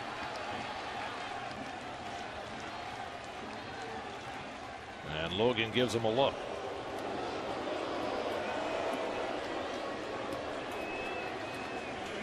Well, he's hit for more power as a right-hand batter this year. But for a higher average left-handed, and with only a base hit necessary, that was Joe Girardi's move to get him up there right-handed. Beltran, right-handed, though, handles that breaking ball up in the strike zone from left-handers. Hairston, not the speediest guy, but he's not slow either. Can't get too far away with Cano eyeballing him.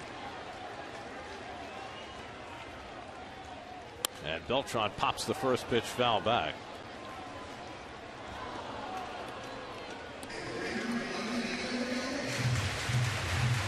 Daniel Murphy would be next.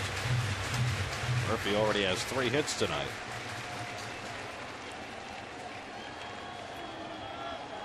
There's an anxious fan. Very intent. And Carlos takes the breaking ball for a strike. And quickly he's in a hole.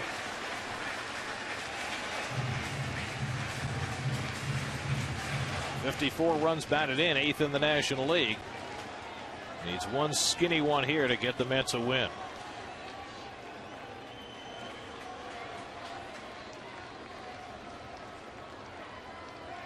Oh-2 from Logan. Popped it up foul. A-Rod coming over for a look, but it's in the crowd. Boy, he had a pitch to hit there, Keith. A little quick. Breaking ball, hanging on a tee. Oh boy, you called that one, Ronnie. Think Carlos wants that one back? Oh. Beltran today named to his 6th All-Star team. Trying to send the Mets off to L.A.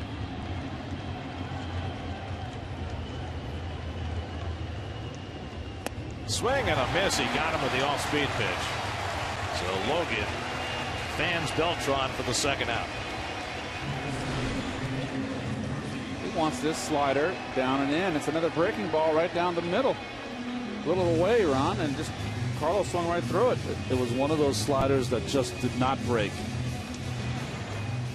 So now 2 out and 2 on, and it's left to Murphy, who is 3 for 4 today and has driven in a run. Faced Logan on Friday night, and Logan struck him out. Bit surprised that Gardner in left is not playing a little more in, a little shallower. He's played very shallow the whole game. This is a situation for Murph, just needs to get a base hit. And Murphy takes a fastball for a strike. Borderline pitch. Well, that was a borderline strike, and Murph didn't get it. So many of these pitches over the course of the game today not called.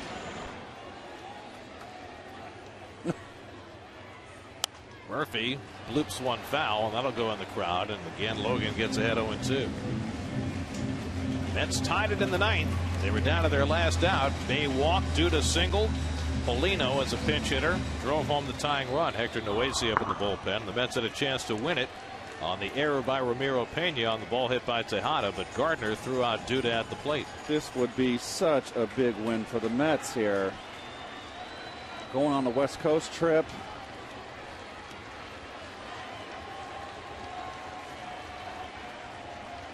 Hairston drew a walk leading off. He's at 2nd with 2 out. And Murphy slaps one. In comes Pena. He bobbles it, and everybody's safe. Pena made an error in the 9th. He makes an error in the 10th. And the Mets have the bases loaded with 2 out. Well. That'll get you sent down. You can almost see that one coming. Playing today because Eduardo Nunez, who had such a big first 2 games, had a bit of a tight hamstring. And Ramiro Pena has put the Yankees under duress again. Hector Noesi comes in to face Bay. We'll be right back.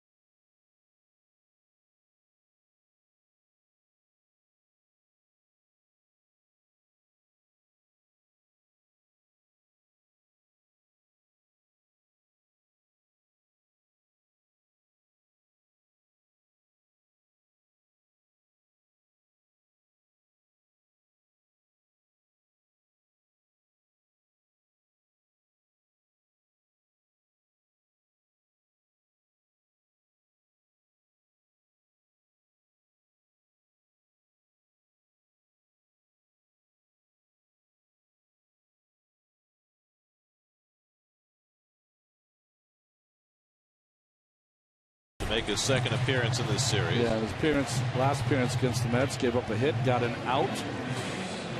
Luisi, this is his third stint for the Yankees this season. His 10th appearance. Comes in with the bases loaded and 2 out in the bottom of the 10th in a 2-2 game to face Jason Bay. The Mets loading him off on a walk, a hit batsman, and an error. And Bay will try and get Hairston home with the winning run. Bay is 1 for 3 and a walk today. He got the tying rally started in the 9th with a 2-out walk against Rivera. And Oasie's first pitch, Bay takes a strike. Last time the Mets had the bases loaded in extra innings in a home game, Justin Turner was hit by a pitch to force in the winning run. That was against Oakland 2 weeks ago.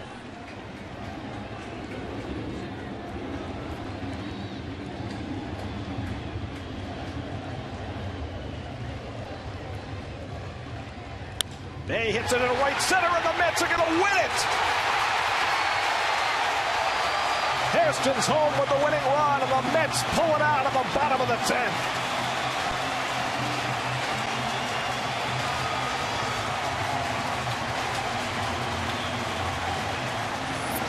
Jason Bay with the walk-off hit in a game where the Mets were down to their last strike against Mariano Rivera. They tie it in the 9th and win it in the 10th to keep the Yankees from sweeping. Well, ironically, here in this ball game, the last 2 runs the Mets get were on leadoff with actually 2-out walk with Mariano, and Hairston, that man right there, leads off this inning with a walk, winds up scoring the winning run.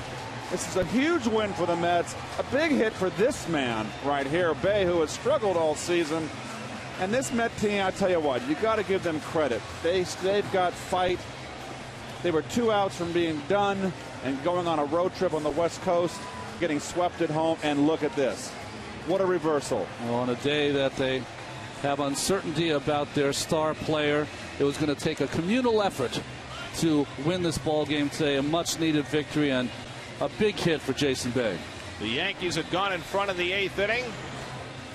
The Yankees had Mariano with 1 out left to get, but the Mets rallied to tie it in the 9th. And they win it in the 10th, an unearned run on Jason Bay's RBI single. And the Mets get back to 500 with a 3-2 win. As you check out the Audi game summary, Yeoman worked by Francisco Rodriguez, working 2 innings in relief to get the win. Equally as good, Pedro Beato earlier with 2 strong innings after Dickey was forced to leave because of injury after 5 innings. Let's go downstairs to Kevin Burkhardt. Jason, how did that one feel, first of all? I mean, probably pretty good. You know, we were down the game and you know, come back against Rivera. You know, and to get out there, and for me, just you know, trying to get my feet going out there, and that was a big hit, you know, for us and for me, and it feels great. Let's talk about against Rivera. Obviously, he's so tough. 2 outs, nobody on. I mean, what is your mindset, and you know, to be able to not swing and take a walk there as you did? I mean, you know, as you can see by the 3-1 pitch where I almost fell over, you know, you tend to try to get big, and then after that you realize 2 strikes, try to keep the inning going. All of a sudden it's a bloop and a ground ball, and we almost won it there, but tough to do against that guy. How did that change just the energy? I mean, here you are on the verge of, you know, possibly, you know, going on a road trip, losing 3 in a row, and then boom, you know, you get back and tie it. What did that do to this bench? I mean, it was real up and down. You know, we come back and tie it great, and all of a sudden that ball skips into the outfield, and then guys are ready to jump the railing, and then all of a sudden you get thrown out. So it was the biggest high and the lowest low all at once, and you know, we kind of we hung in there. Personally, you know, be up in that spot and to get a chance to deliver, and to eat some whipped cream, as a matter of fact, that's got to taste good, though, right? It's so sad that I didn't even see that coming. Just before we let you go and enjoy, how big of a win is this? Like I said, you're facing a tough West Coast trip to go out like this and have some momentum. It's obviously huge. I mean, you know, they're a very good team, one of the best in baseball, no question. And that's 3 series against first place teams we've had in a row. You know, I think that's momentum, just 1 win, but my momentum might help. Enjoy it, Jason. Thanks, okay? Thank you. Jason Bay, guys, let's go back upstairs to you. And it is as big a victory as the Mets have had all year. A day where they did not have Reyes, when they were facing a potential sweep by the Yankees, and down to their final strike on 2 occasions, the Mets rally to win it in 10, 3-2, and salvage the finale of the series with the Yankees. Tomorrow night, the Mets are in Los Angeles at Dodger Stadium to start a 4-game series. Chris Capuano against the rookie Ruby De La Rosa. 8:30 to coverage tomorrow night right here on SNY. Jason Bay plays hero for New York. Now for Ron Darling, Keith Hernandez, Kevin Burkhardt, and our entire SNY crew. I'm Gary Cohen at Citi Field. Let's go to the room right behind us to Chris Carlin and Bobby Ojeda, Lincoln Postgame Live.